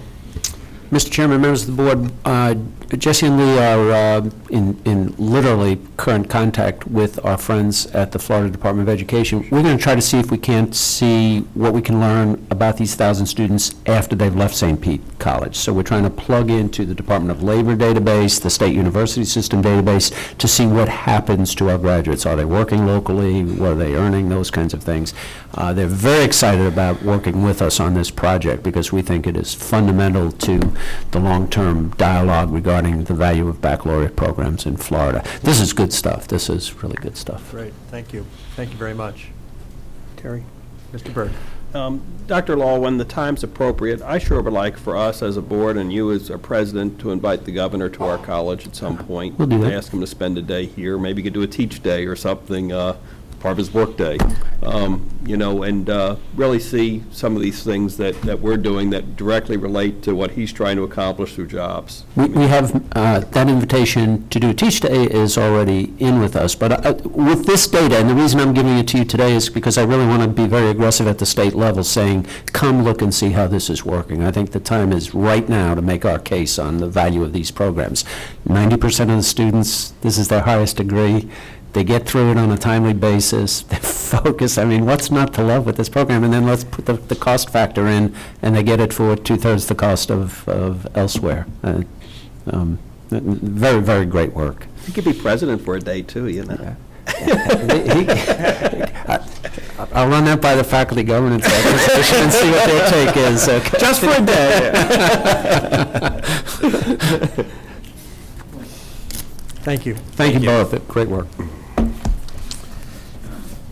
Mr. Chairman, members of the board, last week or the week before, let me remind everybody and introduce that we have, every one of our workforce programs has an advisory board made up of practitioners in the field. So all of the associate programs and all the bachelor's programs have very active advisory boards. They had their fall meeting schedules the first week in November, and as part of that, we held a 3 get-togethers, a breakfast, a lunch, or a dinner, whatever met their timing best. We have more than 500 people involved in our advisory committees from throughout the community, the Tampa Bay region, and I would guess that we had 350 or 375 attend one of those 3 sessions, so we had a chance to talk with them directly. One of the key parts of that, though, was a presentation made by Stan Vidtos. Not a very long presentation, but I was very proud of it. It's another one where I want to give it to you, and then I want to start using it away from the college, so I didn't want you to read it in the paper, hear it otherwise. Stan, if you would, thanks. Sure. I just shared with the advisory committee members a few things about the workforce programs at the college that I didn't think that they were aware of, and I'll share those same things Are with you you on? today. Are you? I think, there we go. Let me just get a little closer. First of all, St. programs and 46 certificate programs that serve more than 11,000 students in Pinellas County.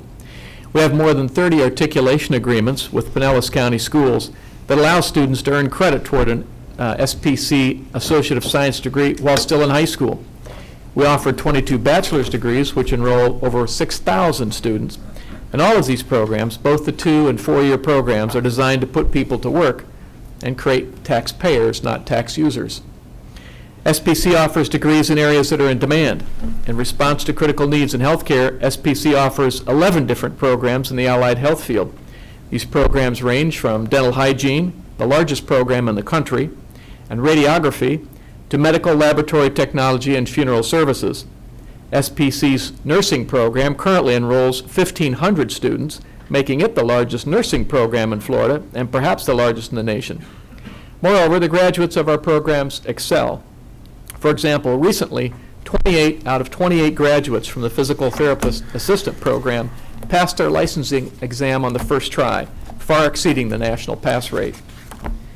We offer a variety of public safety programs at our all-state campus, including criminal justice, crime scene technology, IT security, fire science technology, and emergency management.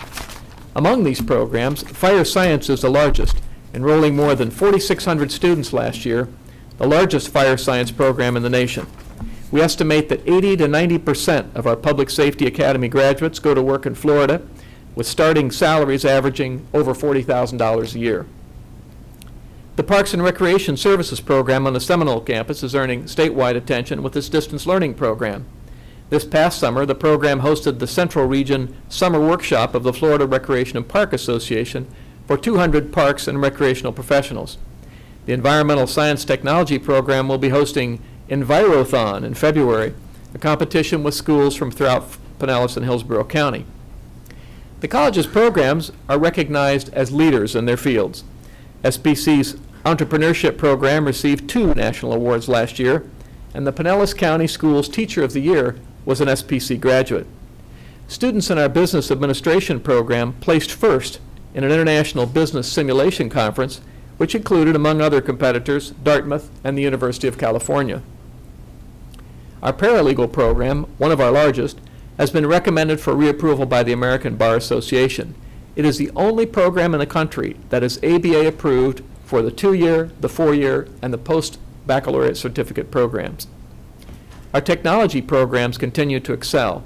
SPC offers programs in all areas of computer technology, including programming, networking, website development, and IT security. We have offered the Cisco networking program for several years, but for the first time, the entire CNA program can be completed online. Our digital arts program produced a video entitled Janus, the American Aviator. This video has been nominated for an Emmy Award. The winner will be announced on December 3rd. SPC was the first college in the state to develop and adopt a new engineering technology curriculum. 10 colleges in the state have followed, and we are the only college in the state to offer the Six Sigma Black Belt Certificate Program for credit, and the only college to offer a Rapid Prototype and Design Certificate. We offer more courses in SolidWorks design, the industry standard for computer-aided design and application, than anyone else in the state. Our music industry recording arts MIRA program enrolls nearly 150 students. This innovative program teaches students how to make a living in what they love, music. Although a young program, our MIRA graduates are beginning to take their place. Our first graduate works full-time in our own department. Some have bands. One has a studio in Switzerland. 2 of our current students have worked or are working at a local radio station. 2 are working at the Royal Theater. 1 is producing music for radio and television commercials. And another student started as an intern and is now employed by an audio electronics manufacturing company. SPC faculty members have received accolades this year. Brad Jenkins received the Florida College System Chancellor's Award for Best Practices. Our Dean of Nursing, Gina Wartalk, who sadly for us retired in October, received the 2011 American Association of Community Colleges Advocate of the Year Award.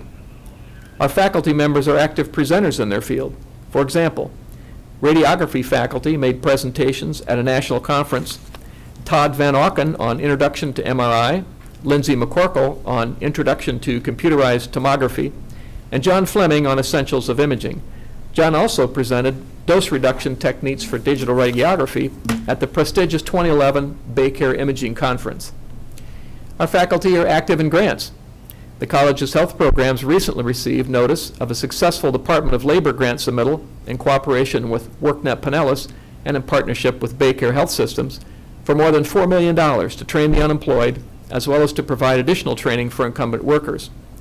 The college continues in partnership with other schools on National Science Foundation grants, including a Florida Advanced Technology Education grant in partnership with Rochester Institute of Technology, in which our American Sign Language program will develop techniques to help deaf and hard of hearing students.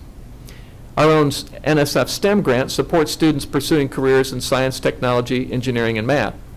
Last month, we submitted an NSF grant proposal to become a National Center for Medical Device Manufacturing Education. We hope to receive good news on that proposal in the fall of 2012.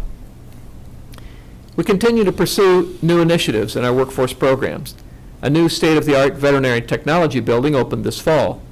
Next year, we will complete work on a recently acquired building on the Clearwater campus that will be repurposed for training in advanced manufacturing, which we are calling the Collaborative Center for Emerging Technology. We started a new internship program this fall. Students are working in internships with a variety of businesses, including the City of St. Petersburg, General Electric Transformers, Pinellas County Schools, Macy's, Diginonymous, Network People, Intelligent Consumer Evolution, and many others. Look for this to expand quickly. We have a new advisory committee website. The website is comprehensive. It includes resources that link you to advisory committee handbooks, as well as program viability reports, and much more. You can access it from the SPC homepage. We have also created a new Career Pathways website, as well as a Career Pathways Facebook page. Our industry advisors are leaders in their field. We appreciate the fact that they are taking time out of their busy schedules to come and help us with our programs. We've served, as Dr. Law mentioned, more than 350 people at the advisory committee joint dinner last week. We have a number of achievements of these programs that I haven't mentioned here, obviously, but I think this gives you a flavor for some of the successes and the high level of achievement of our workforce programs. Be happy to answer any questions you have. Anyone? Great. Thank you, sir. Thank you. Mr. Chairman, I'm going to take that report and communicate it directly to our legislative delegation. I think, and other civic leaders, okay? Amen. So you can expect to hear in your contacts. So, Discussion? All in favor? Aye. Opposed? Thank you. Item E1. Would that be Susan? Yep.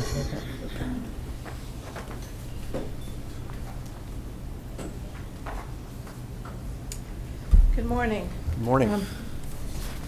What we are going to do this morning is Michael's going to present the Phase 3 construction documents for your review and approval. And then we are going to turn it over to two of the students in the Design 3 class that have been working on a project for about a year and a half now with other students in the architectural program at the Clearwater campus as part of the overall design for this new building.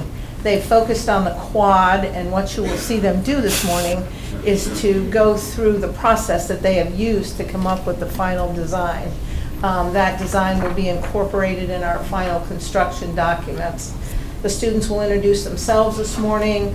They've done the presentation for Dr. Vidito once, so that this is a little bit more like what real life proposes to you when you are out there in the business. We have with us this morning representatives from Harvard Jolly.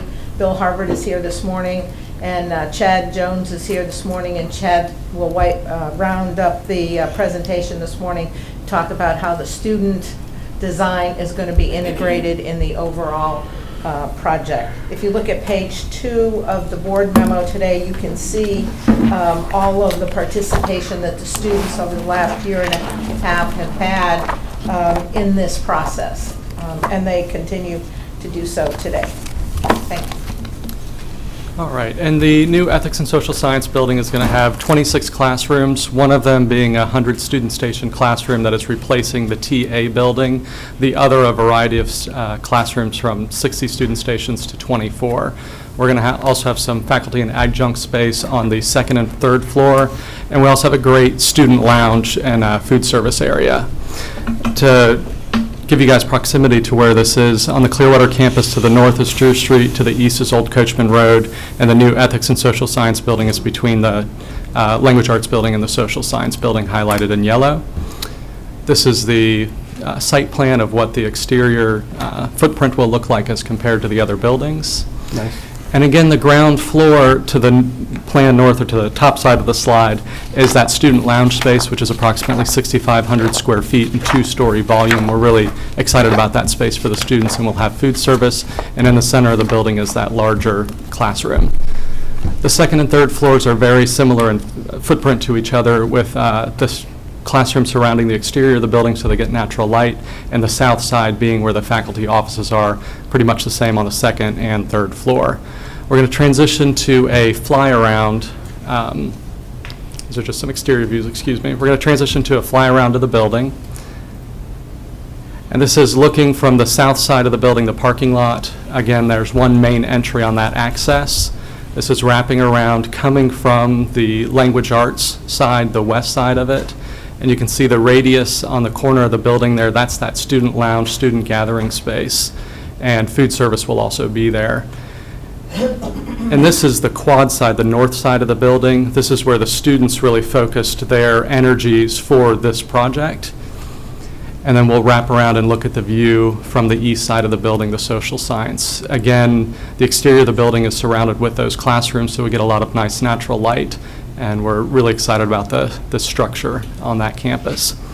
And now we're going to bring up the students and let them provide their presentation.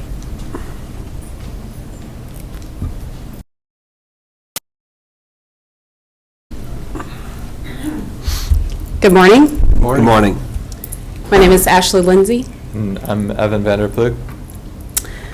First, we'd like to thank you for allowing us to participate in the design of the SPC quad on the Clearwater campus.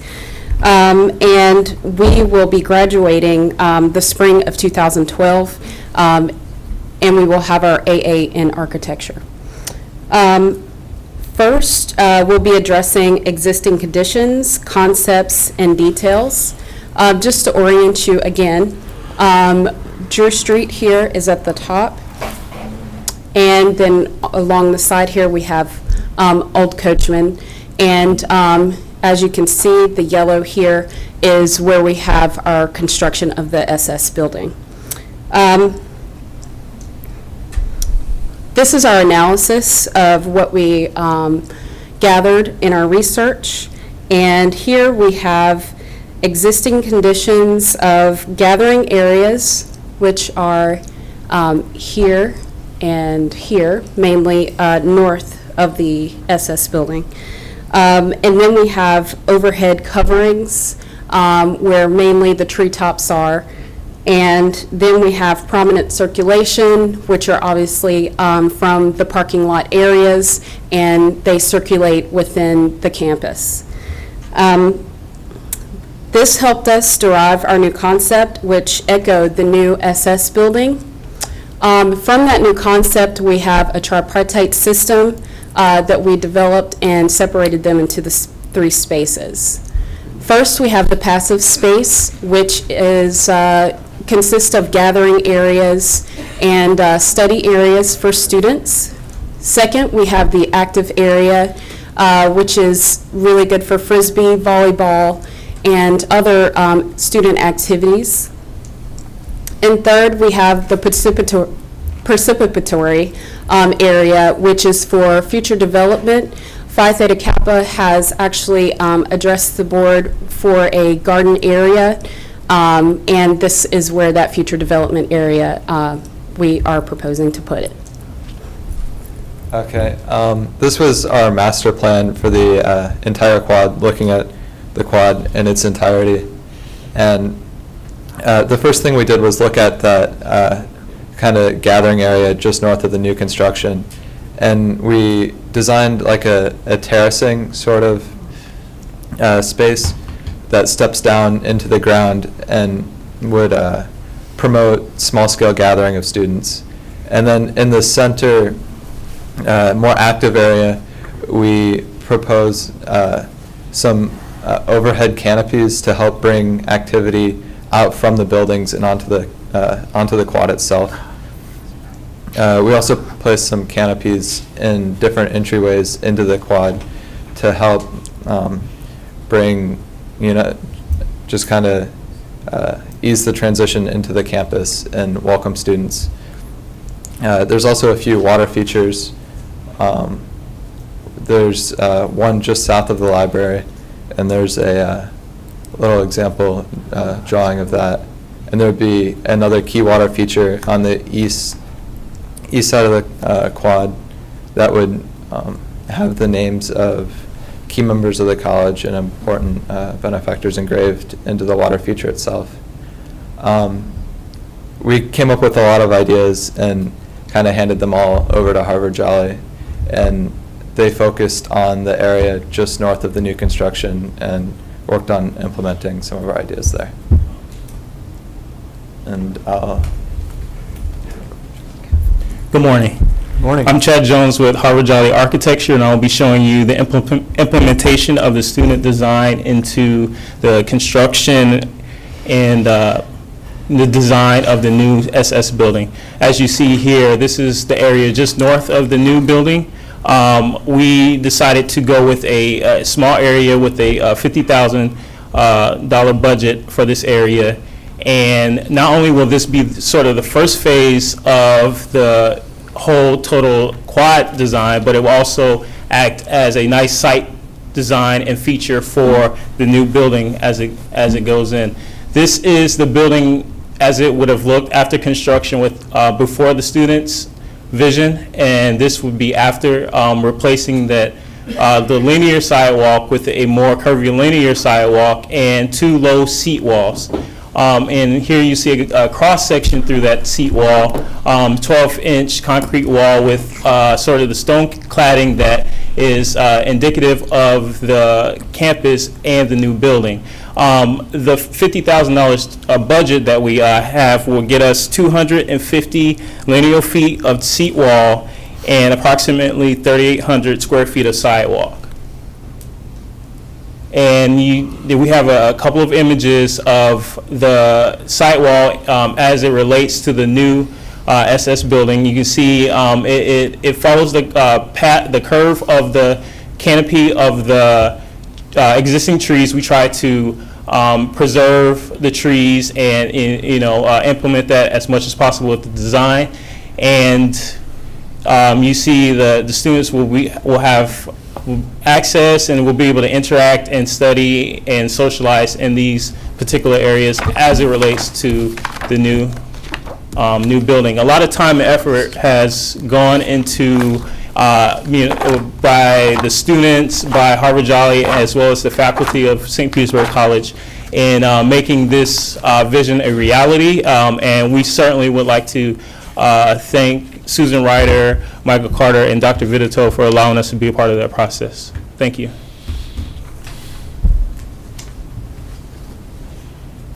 Thank you very much. One of the significant things about what the students have done here is not just the design that will be implemented as part of this new building, but also they've sort of set a design that I think we can use as we move the rest of the renovation, remodeling, new construction for the campus forward. I'd also like to introduce to you this morning Susan Elfman. She is the faculty member that has been working with the students in the Design 3 class. Thank you, Susan, for your work with us.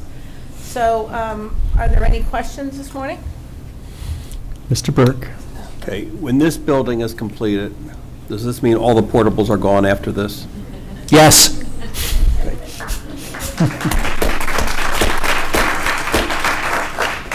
And can the students come back up, please?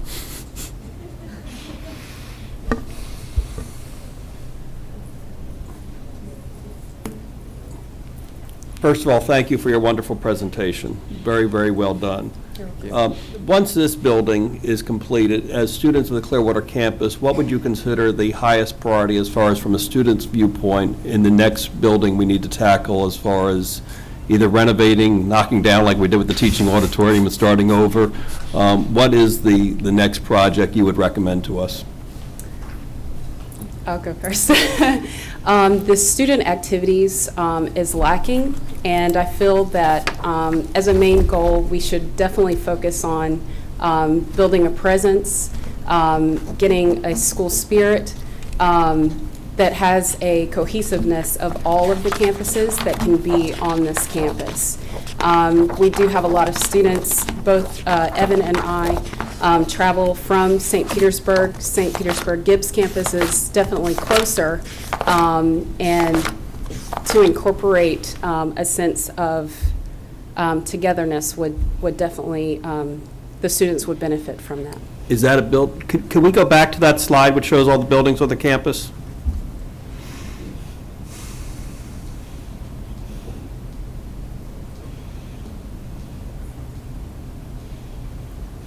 Okay, does that building exist now, or are you suggesting we build The SS building, I'm speaking of a particular area here, which is the open grass area, which Okay. would have more of the student activities.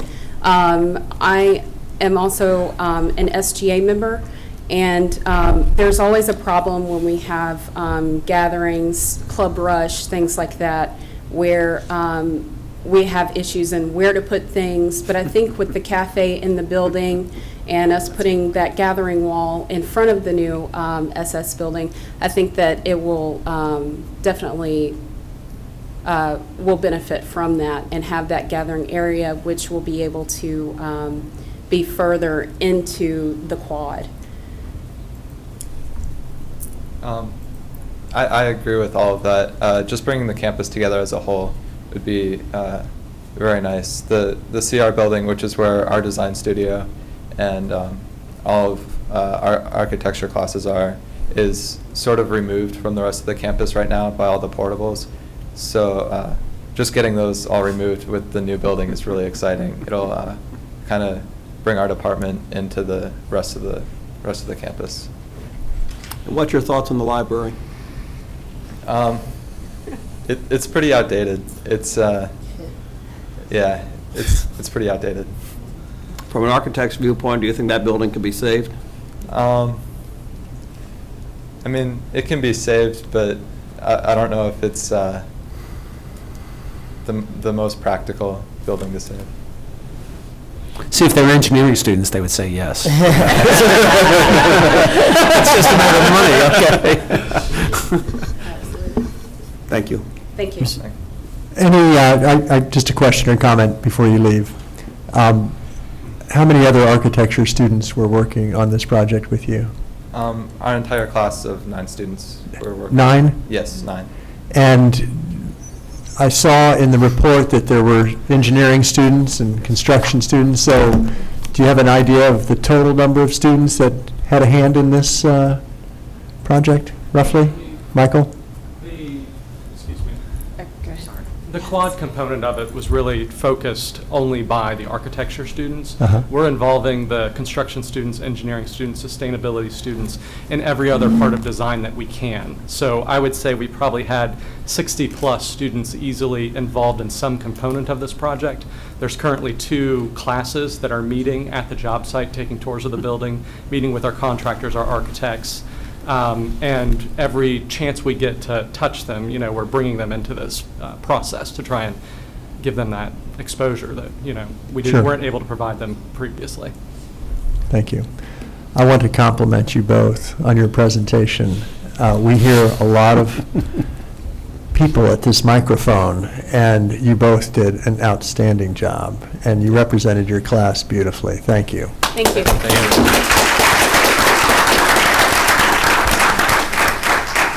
Mr. Chair, I'll move approval of all of item E and all of item F with the exception of 3, but I do have some questions.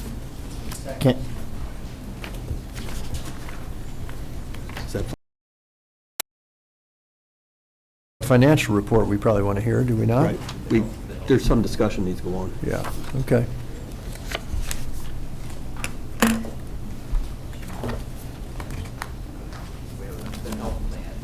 All right, hang on. Good morning. Just point of order. Let's I'm back sorry, up Mr. here. Chairman.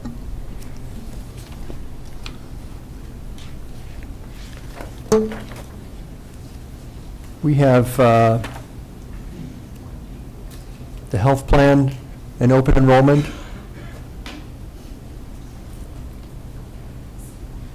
Repeat your motion here, please, Ken. All of item E and all F, 1 and 2. Just making the motion, we can have all the And we have a presentations second. afterwards. Okay, discussion?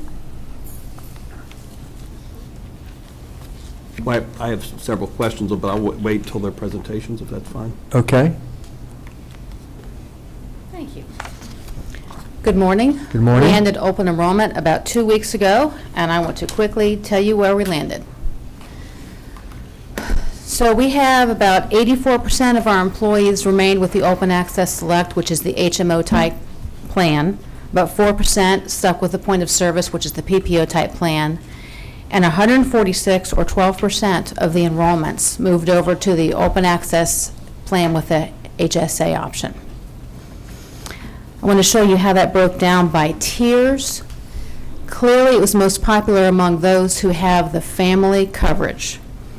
Of those who selecting family coverage, a quarter of them selected the model with the HSA. This resulted from, we had 19 on-campus sessions for about 2 weeks, and we had a lot of interest, and we had a lot of guidance from our Career Service Council, from faculty governance, and from the insurance committee.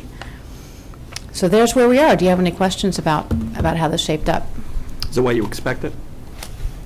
I think it's a little higher than we expected. Yeah, we were hoping to get 100 people in the HSA so that we would have a real pilot project. So 146 kind of spread across is a very good start for us. I'm very pleased with this. Thank you. Thank you. While you're up there, Patty. Yes, sir. My question really relates to item B on our agenda, the alternative to Social Security for adjuncts, temporary employees. Do we get many participants in this?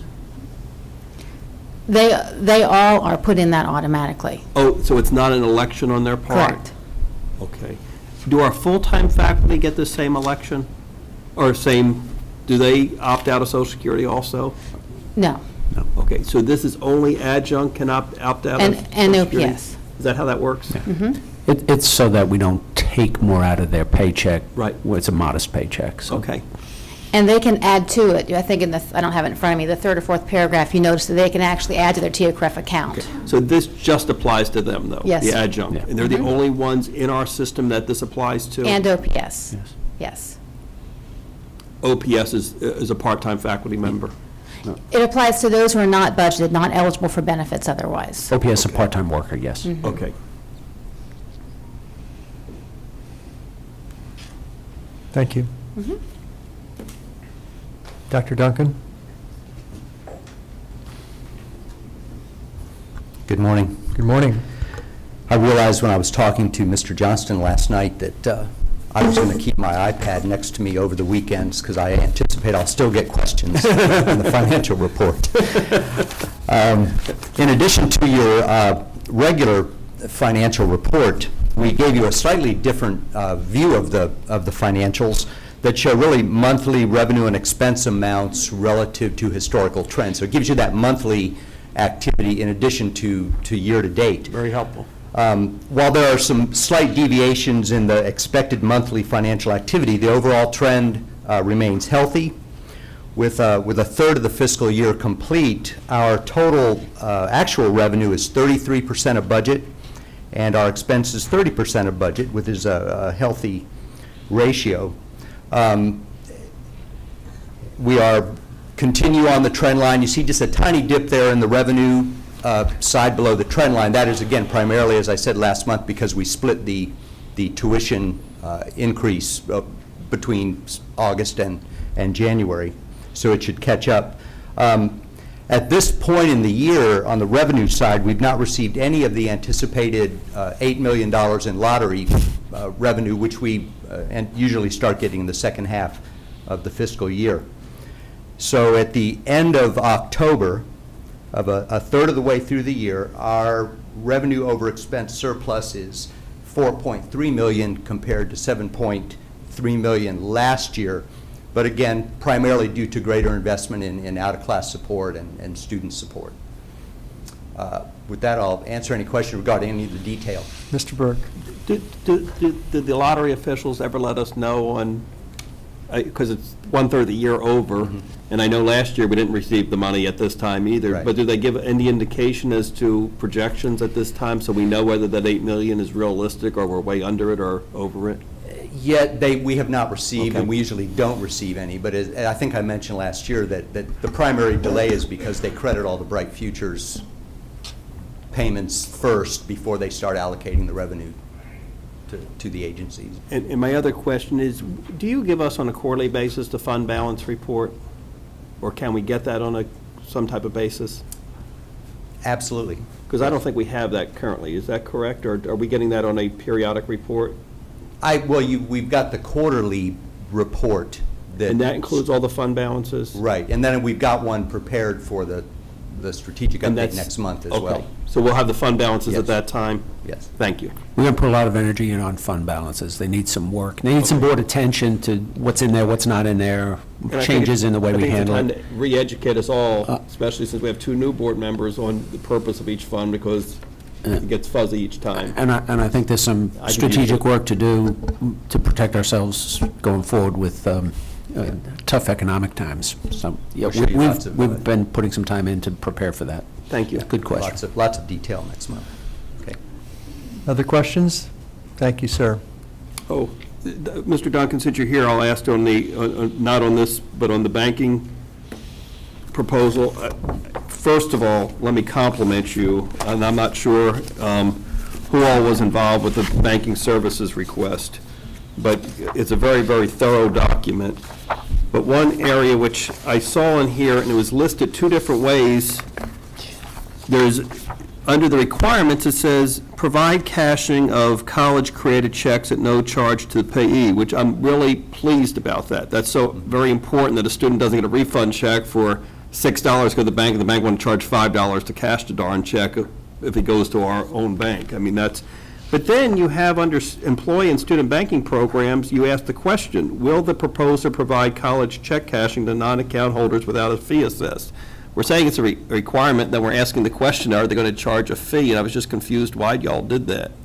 Yeah, Teresa had worked on the detail of It may the, have been an oversight as we were working through it, but we are definitely looking for the positive answer that there will be no charge. Okay, thank you.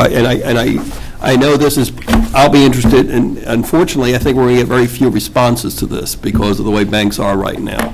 But it will be, I hope we stick to that as a must-have. We actually had a mandatory proposal meeting at 10 banks. Oh, they did? That's great. That's a lot better than ever before. That's great. Good job on this, though. I know that's a lot of work. Mr. Chairman, members, but the important piece is that we have laid out for you also the criteria that we will use to evaluate. Because when they come in, be sure you will get calls. And I just want you to feel comfortable that we've got a thorough, open, fully vetted process. Our evaluations are your evaluations, and we won't find ourselves at the last minute saying, well, we should have waited more here and less here, and that doesn't serve anyone's purpose. But So the I waiting hope schedule- I think it's fully done. Thank you. Any other discussion on the motion? All in favor? Aye. Opposed? Thank you.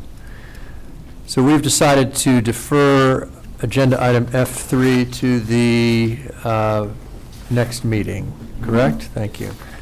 So we now have agenda item G, which is the public hearing, which I will open at this time for proposed changes to the Board of Trustees Rules Manual.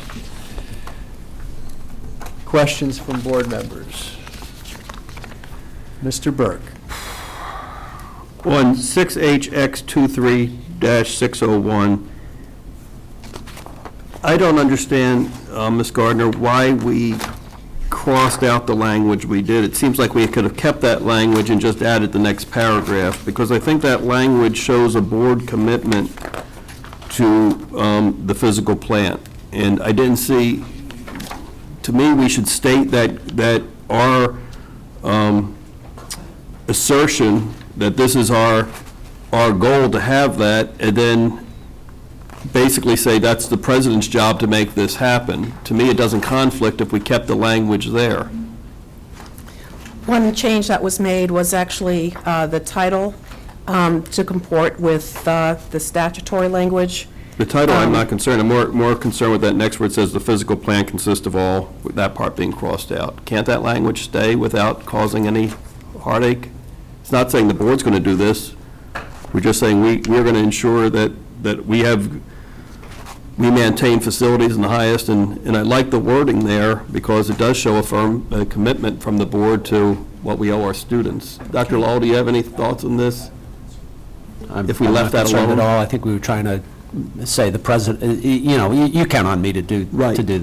I'm happy. And that part I like. This change is fine. I mean, let's go back to the prior language doesn't do any harm in this particular case. Is it fine if we just keep the prior language and add the additional? I think that would work. I would like to make, in the motion, I would move that we keep the current language and just add that the language which is being suggested, and I don't think that creates a problem, does it, Ms. Gardner? No, it doesn't whatsoever. Okay. We could keep the language and add this provision as well. And I just feel better that the board's going on record as saying, we're committed to good facilities here.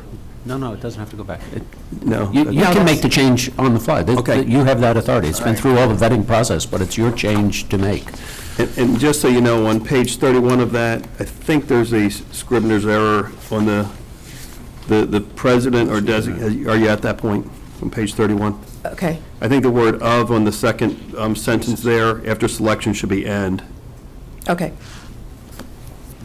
in case we take this. That correction will be made.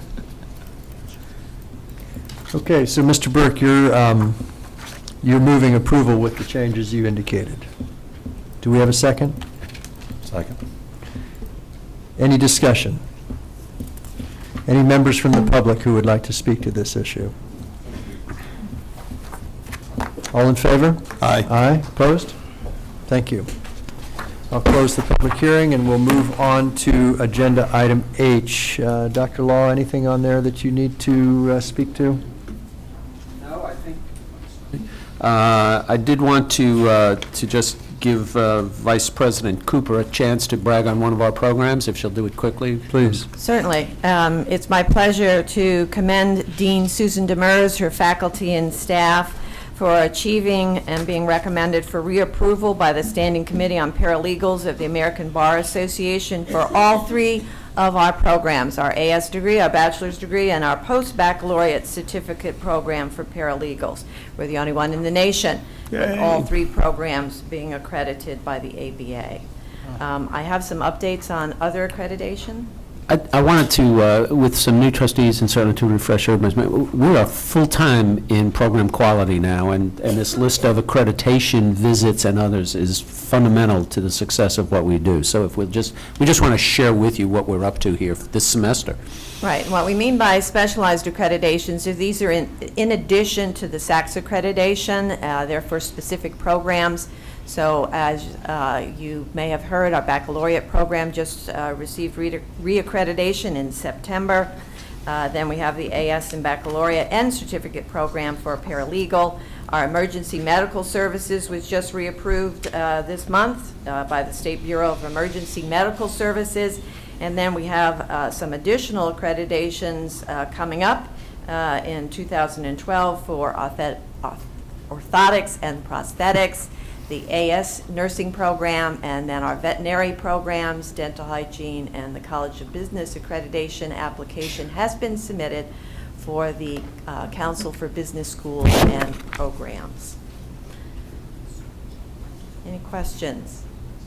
I also wanted to give you a quick update on where we are with our SACS accreditation. As you know, our last on-site review was in 2008, at which time we were reaffirmed, and this takes place every 10 years. However, there is an interim report that is due 5 years after that, which will be in 2013. This fifth-year report is currently being looked at by a college-wide SACS committee that has broad representation. We have a faculty chair, Cynthia Gray, from our veterinary baccalaureate program. The committee is made up of staff, administrators, as well as students, and we have various subcommittees that are reviewing the various practices such as faculty ratios, support services, admission policies, physical facilities, institutional effectiveness, curriculum, etc. And what those subcommittees are doing is working on crafting our fifth-year report. We also want to encourage many more of our faculty and staff to be part of peer review teams. So they have gone to various trainings that are put on by the SACS Association. We've had quite a number attend the annual SACS meetings, the SACS Institutes, Critical Thinking Institutes, and there are continual institutional meetings to continue to keep this at the forefront so that we will not have any problems when it comes time to submit our fifth-year report. Part of that fifth-year report is a self-study called the Quality Enhancement Plan, or QEP. We are in the fourth year, and this chart shows you when we started in 2008 and now where we are today with all the various programs having gone through the process and had their roundtables and looked at how within their particular programs we are addressing critical thinking within the classroom and assuring that our students are being challenged in that regard.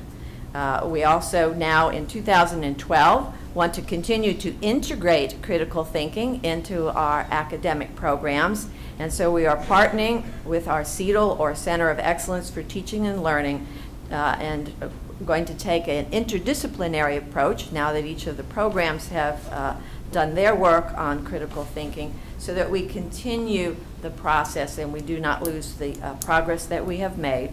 And we are going to continue to use multiple measures to track our progress. Any questions? Thank you. Thank you very much.